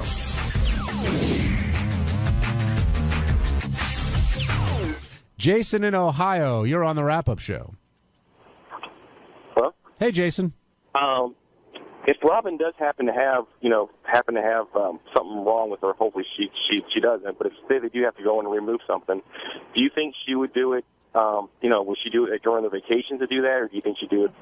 If she has to when the show's going on, or I think because I've never ever heard the show without Robin being there. I think if it's life-threatening, she would go under the knife tomorrow, and Howard would make do. If she can schedule it for a vacation, I'm sure she will. But Howard did say, and he wasn't kidding, he does not want to do the show without Robin. He needs and wants Robin there. I mean, he could do the show without everyone if he really wanted to, but ultimately he wants Robin there. He needs Robin there.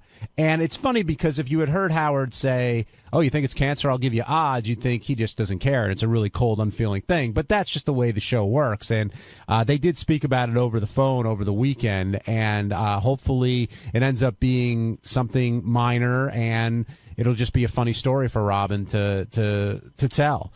Laura in Palm Beach, you're on the wrap-up show. Oh, John? Hi, Laura. Hey, how are you?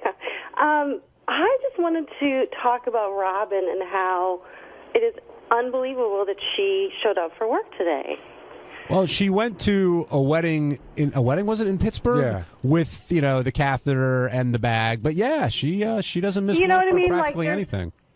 There are so many. I won't say like of you, but people at the show that have called in and said, oh. I don't feel good. Who are you referring to? Well, I guess Artie. Well, yeah, but that was Artie had other issues going on. We realized that Artie wasn't actually, didn't have a cold. Yeah. So I know what you're saying, but I do think it's really amazing. I just wanted to tell you that. It is cool. I think a lot of us fall into that Robin's sort of way more than not. Really? Yeah, like somebody said, well, Gary, if you had a colostomy bag, would you come to work? I'm like, well, yeah, because I'm going to have it now, and I'm going to have it in a year. I can't not work, so you might as well just come and start. I'm not so physically amazed by it. I mean, it's impressive, but it's like psychologically got to be tough that she doesn't know what's going on right now, and it could be something really scary. But I think for all of it, listen, I can't speak for her, but I can speak for me. Being at the show is one of the things that takes your mind off of that other stuff. I would if she were sitting around wondering, oh, I wonder what's going on. The worst thing would be to not be here sitting in bed wondering what's going on. That's the worst thing you could do. You sounded a little out of it, Gary, with that interview that Lieberman did. Hey, I got to point something out, by the way, because I saw a lot of people on Twitter commented about this, and Jason, when I got back to the office, was really mad. I said it was okay for Lieberman to come, and I said it was okay for him to interview me. People think like he snuck in. You thought Lieberman ambushed you? Exactly. No, it was all cool. I mean, I said, yeah, come and get me. But, I was totally high. How scary was it that you didn't remember having that conversation? It was very scary because I've never been one of those people who gets so drunk and goes, "Oh, I blacked out, man." You know, I remember everything, and I really did not know. I woke up, and the first thing I saw was the nurse, and I said, "What time is it?" She said, "That's the 4th time you've asked me that question." And I said, "Sorry." And then Mary said, "You know, what about the thing you just did with John Lieberman?" I said, "What are you talking about?" She said, "He just interviewed you." And I'm like, "No, he didn't." And even when we got home, like the whole day went through and the whole weekend, and I just didn't remember it till, you know, he sent it to me and I heard it. You should have heard it at the end. They're like, "Who's this?" And they point to me. I'm like, "That's the gardener." Now, do you don't remember that at all? No. Do you have any idea why you referred to her as a Yeah, gardener? I listened to it again. It was probably me cracking a joke. Before we left that morning, Mary was working on it. We built a garden. Oh, okay. And we had it built, and we had a fence put around it. And so she said, "I'm going to plant today. Is it too early?" I mean, for me to think Mary was my gardener would mean I'd have to have a gardener, and I don't. JD, I was commenting earlier on your laughter when those clips of Gary were played after his colonoscopy. I don't think I've ever heard you laugh that hard. Oh, I mean, I've laughed hard before, but yes, it's just someone sounding out of it, and it was funny. Well, yeah, I laughed. Just struck your funny bone? Is that what you brought me down here for? Because I laughed at Gary? That was one thing. Sounding groggy? No, that was one thing I brought you down for. Oh, okay. What are the others? Well, you're probably the biggest Kimmel fan here, and that's why I wanted you down here. All right. He's a funny guy. I don't know if that's true. I think he is. I think so? Yeah, I do. I was going to ask you, though, about your relationship with Jimmy, because you guys, I mean, I know you're a huge fan of his, but you sort of had a little bit of a rocky road. Yeah, we got over that. We hung at Howard's house last summer. I think Jimmy's really funny. I get jealous sometimes when I see the bits he's able to pull off as far as the talent that he gets. It bums me out because I wish we were in L.A. because I love what he's doing. I love watching that stuff. I love, I'm fucking Matt Damon, et cetera, et cetera. I think he's the best of the late night guys. It surprised me when I started thinking about it. I think he's the best. He's the best one. And I'm talking about Letterman and Conan and all the other guys. He's got an edge to him. Like, I love watching Letterman. I do. I'd say Letterman's like the go-to guy for me. But Jimmy's got an edge that Letterman's just gone in a different direction. You mature, you do things a different way. And I like Jimmy Show. I just don't get to see it enough. What's great about Jimmy when he comes in is that he always comes in prepared because he's a huge fan of the show. And when Howard asked him about chumming up with Oprah, Jimmy immediately turned around and said, "So you're in a conversation with Kathy Lee." And everyone was like, "Whoa, where did that come from?" Did you know that Howard had talked to Kathy Lee? I did. I don't know. It was a period of time in our lives, and he didn't goof on her for no good reason. He goofed on her because of the way she put herself out there.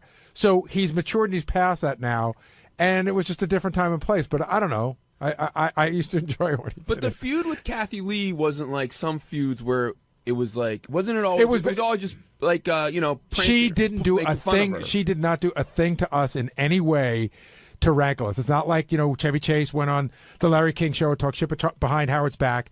She didn't do anything except live. So I understand. Like Jimmy goes, "Oh, I see. So you're willing to forgive people who haven't done anything to bother you." And Howard said, "Yeah, it's the ones who do stuff to bother me that I'm never going to forgive, or hardly ever." But see again, like Howard and Robin thought that we were mean to 𝗛cie𝗄𝗿𝗍, and Howard apologized and made up with him before he passed away. But I felt, and Fred's more with me on this one, Soupy was sort of not that nice to us. It wasn't that we were picking on a guy for no reason. But Howard's like, I was out of my mind because I wanted to own everything, et cetera, et cetera. But, he could have been a little nicer too. But, hey, it's not my relationship. What did you think about James Kimmel buying that stuff for Eric the Midget off of his wish list? Well, I understand that Jimmy's a big fan, and I understand that he wants to help out a fan of somebody from the show. But it's, it gives Eric the idea that you just stick your hand out and shit drops in it. Why are you shaking your head, JD? The guy, he's helping Eric do. It's just not. I don't like it. Why? Like Eric would say, "I don't want to be your charity case." Exactly. But give me your charity. Yeah. He doesn't want to hear it from anyone else. But if Jimmy Kimmel does it, then it's okay. Do you have a problem if like a rich kid gets like a car from their parents or something like that? No, because that's between them. Well, isn't this between them too? Isn't this a well-off guy helping someone out? No, but the difference is Eric is using our show as the conduit to get the stuff from people. If he just called Jimmy Kimmel and he's never on the show, then that's between the two of them. When he brings us into it, goes on the show and says, "I made a wish list, people. Everybody who listens to the show, give me stuff, then you're using us. How do you think Howard and Jimmy's relationship has changed over the years? I mean, he came in at 6, he sat right down, he blends in perfectly. Yeah. And I know he sort of transitioned from initially like a fan to a guest and now really to a close friend. Well, I think that's what makes it good. He's really comfortable sitting there. I think there might have been a period of time, and I can't speak for Jimmy, where maybe he was a little nervous sitting there because he's such a big fan. Like, oh, my God, I can't believe I get to do this. But they've done enough times and they've hung out enough times that it's just really comfortable for him. Howard was saying, oh, we had such a busy day, we didn't get to anything. And I said to him, I thought that Jimmy would just come in and he'd rap to him a little bit, and then we'd do what we do, and Jimmy would sort of do it with you. But what we ended up doing was talking to Jimmy for almost 2 hours. Well, Jimmy, I mean, did the correspondence dinner? Yeah, no, he had a lot to talk about. Yeah. I'm not upset about it, but we didn't get to anything because there was plenty to talk to Jimmy about. And when he left, we could have continued. JD, are you concerned about Robin with what you revealed today? I mean, yeah, it doesn't sound good. I mean, if you have to have a bag on you, a catheter for Christ's sake, I mean, Jesus.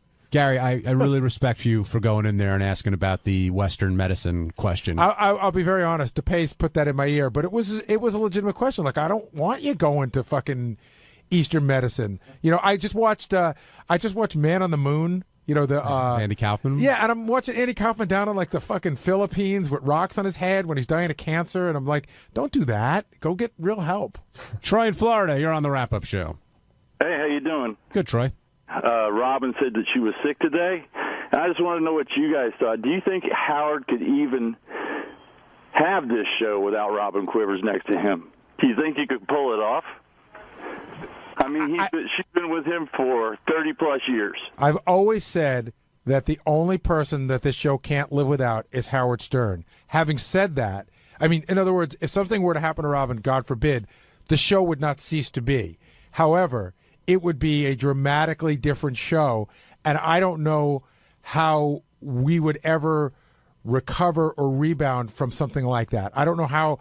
I mean, we'd figure it out just like you do. You know, listen, you lose the person, you know, people lose a loved one in life and they think you can't go on, and then a day goes by and another day goes by and you figure it out. But the idea of doing the show without Robin to me is unimaginable. So on Tuesday's wrap-up show, I came in and we talked about why I still had a pretzel in my mouth when I went on air, and because that was a whole big thing. And then later on, Ronnie and his new boyfriend, John Lieberman, decided to fight like, a couple old women in the wrap-up show. So, there you go. Watch it.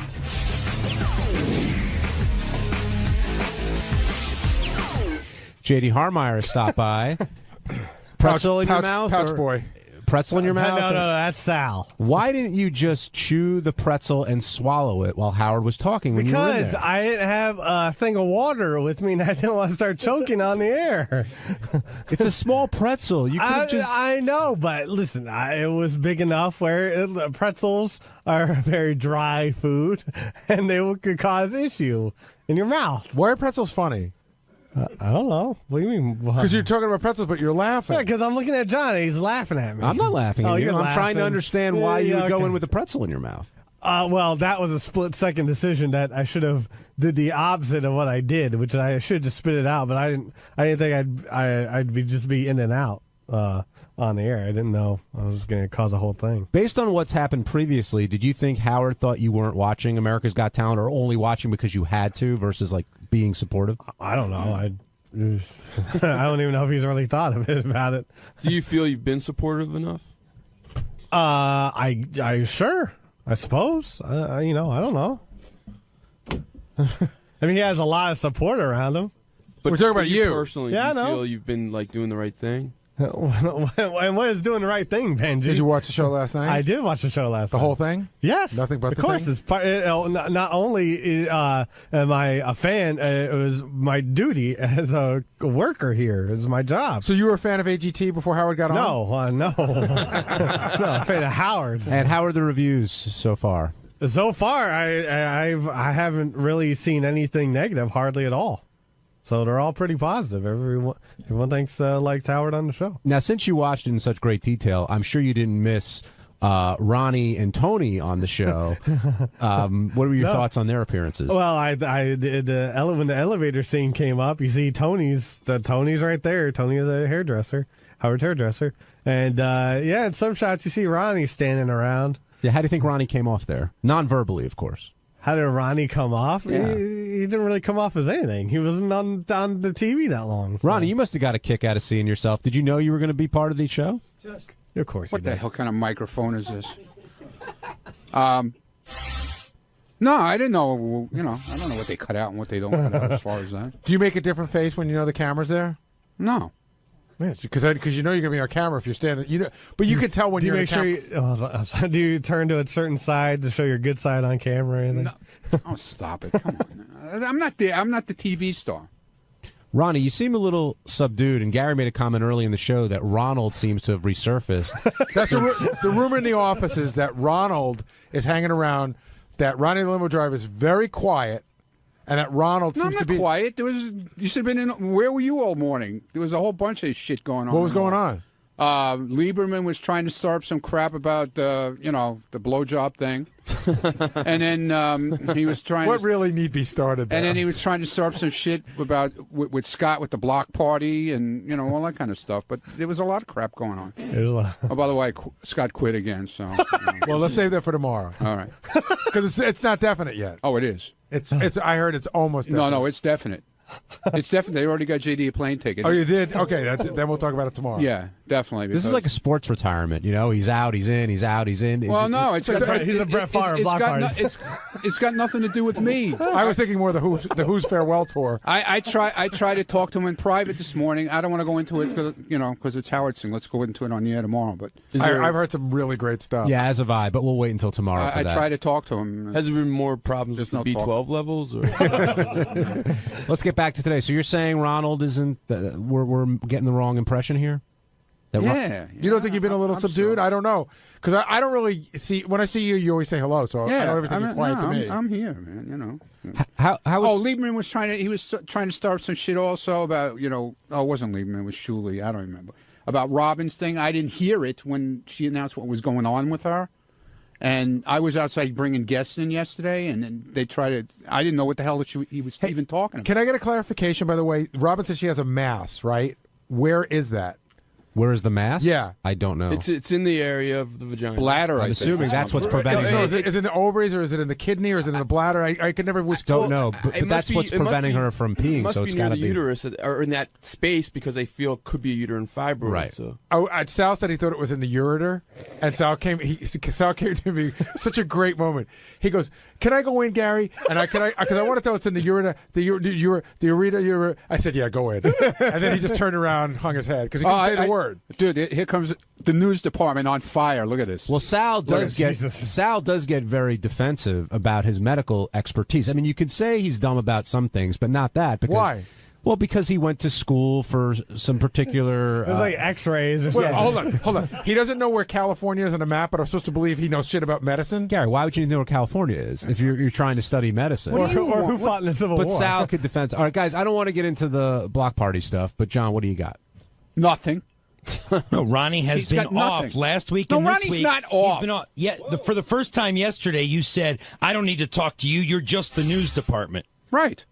Yeah, and you said that like three times. Because you like to stir up shit, man. I did walk by and I did hear this one thing, because this is the dagger that you give to Lieberman. Langford was my friend. I don't know what you are. Ooh. Yeah. He's been throwing the whole Langford thing. Langford's going to come back. No, I didn't say Langford. When did I ever say Langford's coming back? Langford was so much better than you. Called me. You have big shoes to fill. Langford called me on Sunday to say hello. Right. I'll tell you what, Langford was no 18. That's right. JD, do you think there's he didn't use M25? Dude, hold on, guys. JD, do you think there's an actual rivalry? M25. Do you think there's an actual rivalry between these two, or they both just love the attention? I think it's a little bromance going on. I think Ronnie had Scott the engineer as a sort of bro, and now that's sort of gone off to the wayside. No, that's not going. I'm still friends with Scott. But Scott's not as fun anymore, and John's the new Scott's fun. miserable. John's not new my fun fault. fun guy in town. So John's more of the party. No, John's no party, believe me. Are you guys telling me I missed the Scott the Engineer fun stage? Well, you haven't seen a picture of Ronnie and Scott in a fucking hot tub? That was a long time ago. Oh, man. So, John, what's the issue?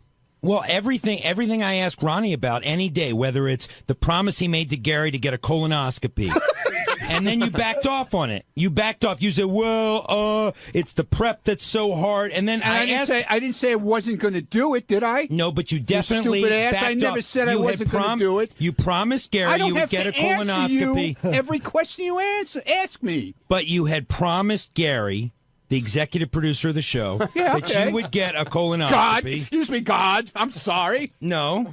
And so then when I ask you, when I do a follow-up on Gary's colonoscopy, then you're all wishy-washy. Well, I don't have to tell you. I don't like the prep. I don't want to sit on the toilet all night the night before. Did I and tell shit, you the same thing? Shit my brains out, so I will do it, I won't do it, and it gets annoying. I never said I will do it, I wouldn't do it. Hold on, John. But it's starting to get into Benji realm where you can't get a straight answer. Why are you bringing Benji Hold on, into it now, everybody. you see? Ronnie, what are your concerns about a colonoscopy? It's a pain in the ass. Literally. Ronnie told me. But what specifically are you concerned about? The shitting out crap the day before and all that baloney. Ronnie never had to do and that. listen to what he sounded like afterwards. That's what I thought might have thrown you. But John, Ronnie and I talked about this, and I said, listen, you have an opportunity where you can really save yourself, something we couldn't do 40 years ago, and Ronnie's never had one, and Ronnie said that he's made the appointment several times and canceled it. Right.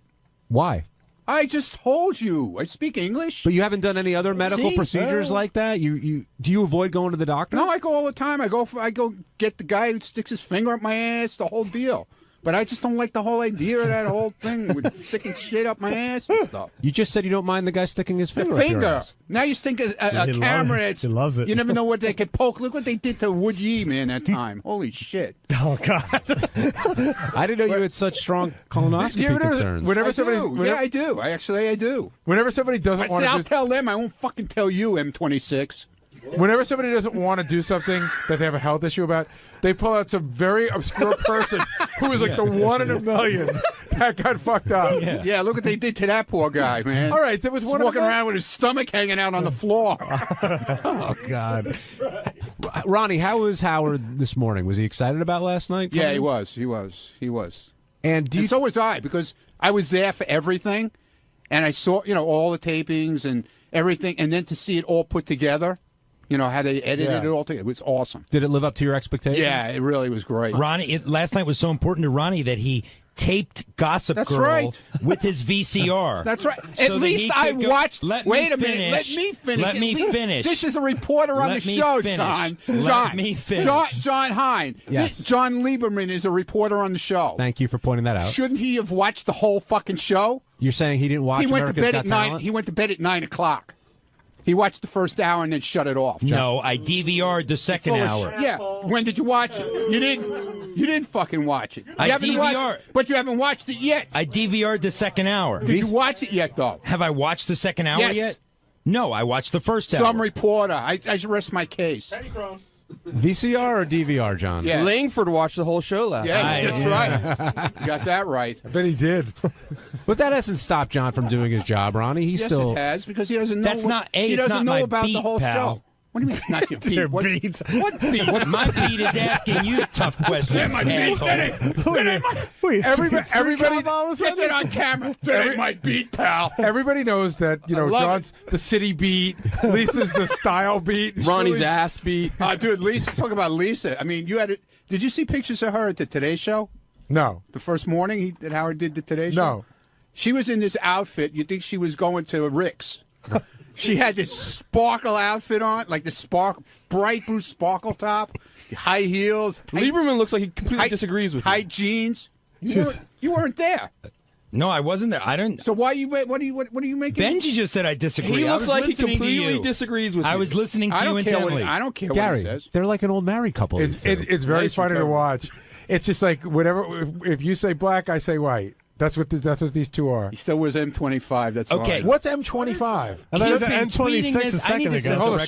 No, that's mine is M26. M25 is his hair color, just for men.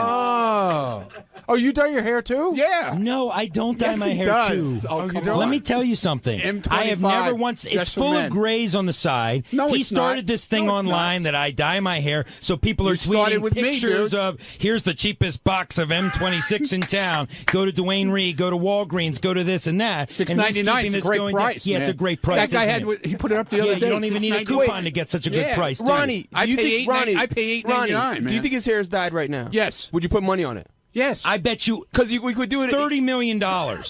Oh. That it's I don't not have dyed. $30 million. I bet you all the money you get from getting blown by Richard that it's not dyed. All of it.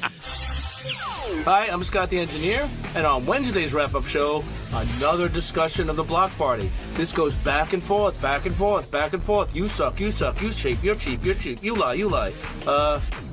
We all lie. Everybody lies. Anyway, the block party's a mess, and so is the wrap-up show. Check it out. Scott the Engineer has walked away from the block party with J.D. 𝗻𝗁 stepping right in there. And Scott, you know, I talked to him a little bit, and his mind seems to be made up. And I know 𝗻𝗁's mind was made up a long time ago. And do you think Scott's making a big mistake? I think I do. I still can't get a clear answer on how this whole thing started out. And, you know, so Scott's saying that in his mind, it was being split three ways. However it came to be, right, to where it is now, and somebody had to take control of it. 𝗻𝗁 decided to be that person, meaning I'm going to take control of it. I'm going to manage it. And so now 𝗻𝗁 has said, this is what it's going to be. I'm making you this offer. So instead of all this crap that's going on in the air, Scott could just say, you know what, that's not what I agreed to. I'm just going to walk away from it, or I agreed to it. But it just gets drawn out for weeks and weeks and weeks, complaining, and everybody comes to me to tell me what a pain in the ass Scott's being. Wait, you're saying Scott is the one that's making a big thing I'm out saying of this? I'm saying that Scott could have made the decision at some point. Either he wants to be part of it or he doesn't. From everything Scott's saying, he did. That they made him an offer and he said no. This was the no, original but this has been going on for like 5 months. Is what I'm saying. I don't see how you can pin it on Scott. I'm not pinning it on Scott. I'm saying that Scott can walk away from it, but I don't understand. That's what he's doing.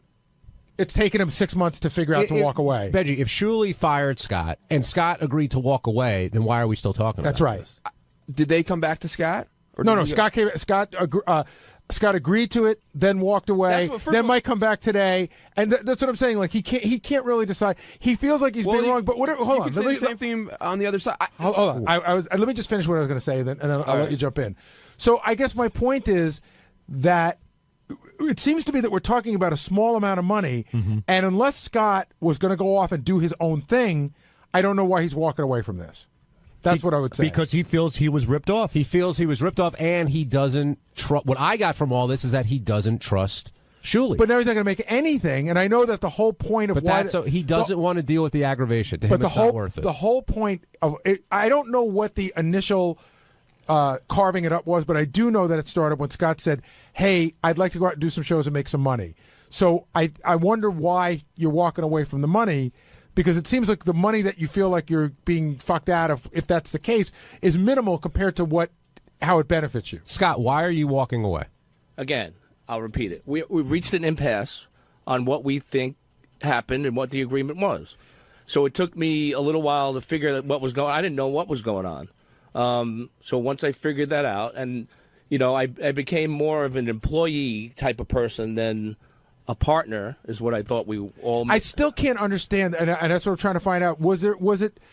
Nobody seems to be able to answer the question. When you guys started this, the three of you got together. Did you say, "Let's do this"? It's a three-way split, or let's do this and let's just go not out. When we first started, it evolved into that. After, but did at some point we said, and 𝗻𝗁 said, and Ronnie agreed, and I agreed that we weren't making any money. We weren't selling tickets. We have to take X amount of dollars each to make this move forward so we can afford to do more shows.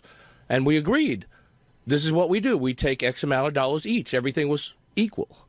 And that's what I thought it would continue to be. Even though there was more money, we'd still kept equal amounts. And then at some point, I became an employee rather than the three of us working together on this gig, and quite honestly, I didn't. You lose me there. I don't want to talk about how it all came together. I think we've beaten that to death. But at what point did you decide, you know what, this isn't what I thought it was going to be, I want out? Because let's face it, you're still getting a good chunk of change. I'm not denying that's not a good chunk. Of course, that's a great chunk of change. Okay, so what? For doing nothing, as everybody says. Well, we know what you do. Let's not kid ourselves. Well, it's not only. And you really don't do much. You're not doing an hour of material. Listen, it's I'm more not doing an appearance type of thing. Listen to me. You're DJing from your iPhone. I'm not going to get in. Olha o cara lá no morro. Inimigo marcado. Essa foto ali é feita. Depois eu mando a foto pra ele.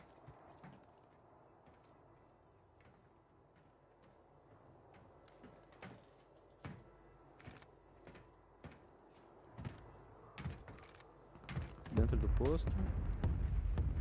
Um time inteirinho dentro do posto de combustíveis. Tem shield de um.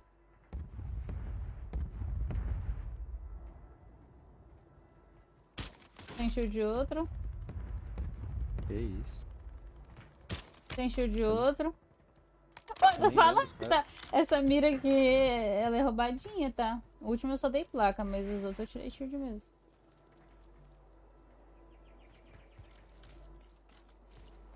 Ó. Agora eu vi. Ele vai na loja. Nossa, tem um braço forte. Onde é que foi a minha ternita? Foi lá na caixa. Caraca. Ai, shield. Não, na loja.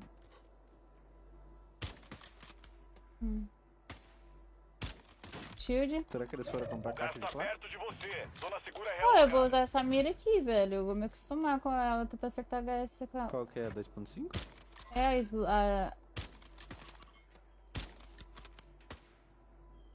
a Core eu vou usar ela. É que eu uso na Entrega de armamento seguindo pra aí.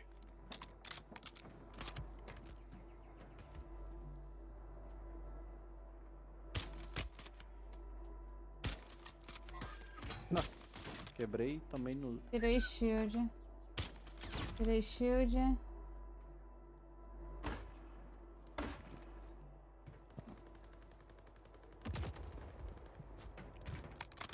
Cadê a Nath? Eu tava no... Ai, cheirando a bundinha do Vida. Braço forte é vida. Ó, certeza que ele veio na loja comprar ataque pra quando derrubar, finalizar. Então vamos tomar cuidado com as balinhas aí. Lá, ó. Tem shield. Eu vou soltar aquela caixa de placa que eu tenho aqui, que eu tô carregando 3 placas. Pode pegar as minhas aí.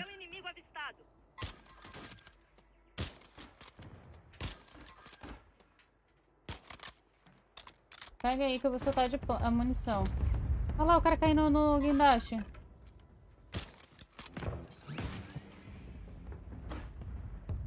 Ué? O cara tentou jogar o mosquito. É aquele cara ainda. Até agora ele não saiu daqui. Ficou embaixo da gente, né? Ó, pega as extras aqui, quem quiser. Ô, caralho. O Lucas tem menos. Ai, gente. Beleza. Agora já era. Não tem ataque ainda.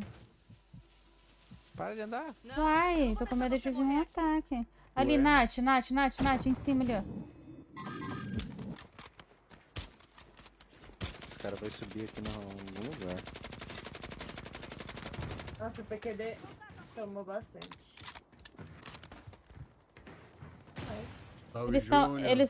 Eles estão aqui embaixo, ó.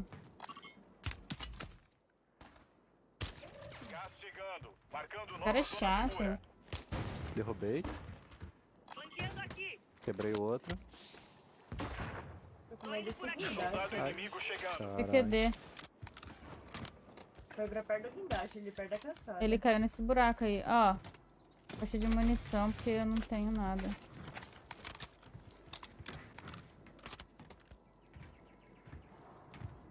Pior que a gente vai ter que ir, hein? A gente tinha que tentar pegar aquela ponte. Eu vou cair aqui por dentro, ó. Vou cair por dentro. E o cara tá na água aqui, viu? Deu pra escutar.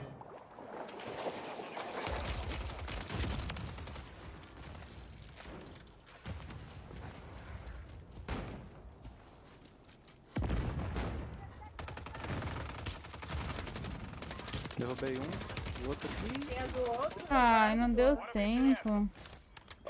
Tem loja, Nath? Ai, não. Não, não, não. Smoke e clica. Já era. Não tem tempo não. Tem a lojinha do lado. Eu tava sem alerta, não vi esse cara. Aquela do aberto ali, na ponte.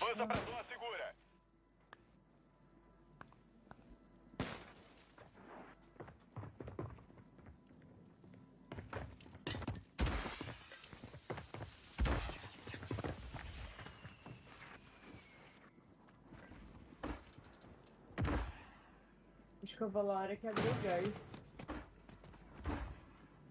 Tá em cima da ponte? Tá. Você tá perdendo o terreno. Agiliza. O squad esquisito do caralho. Cada um jogando num canto, mano. Que porra é essa?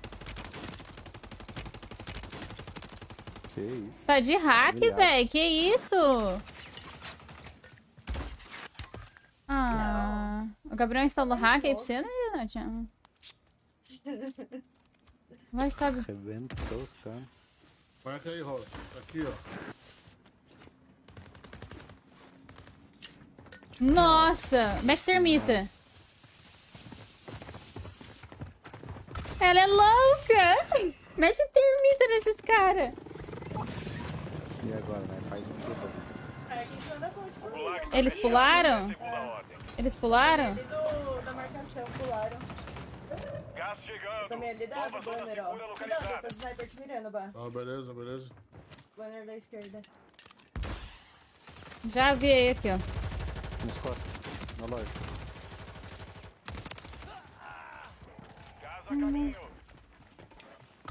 O cara tá vendo as minhas costas aqui, amor. Ela ainda tá muito longe.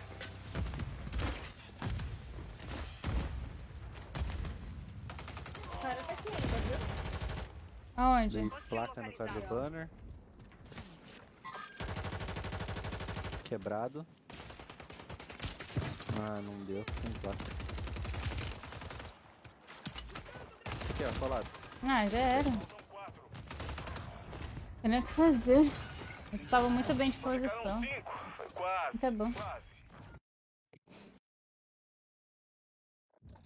A Roger, ela é boa até de média, ela derruba rápido. Agora, de longa é muito ruim. Acabou aqui, Guzula.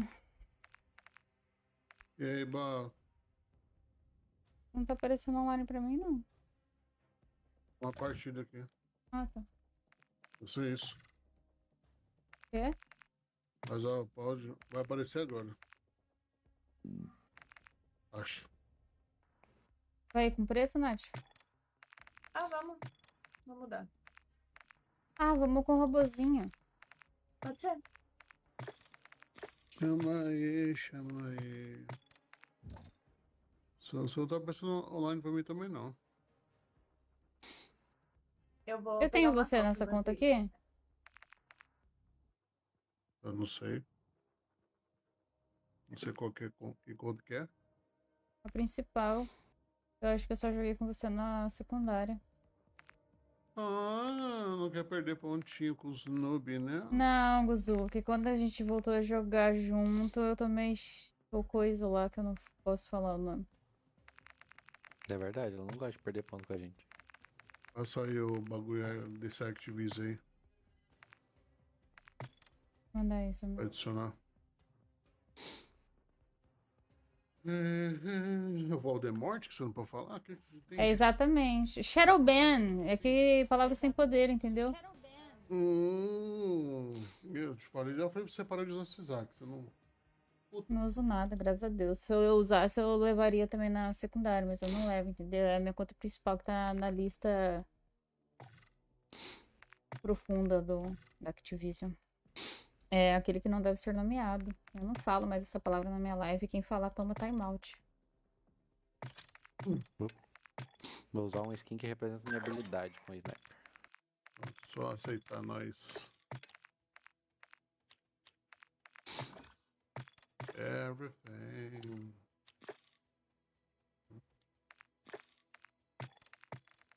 Já adicionei. Já mandei convite aí. Sim, senhor.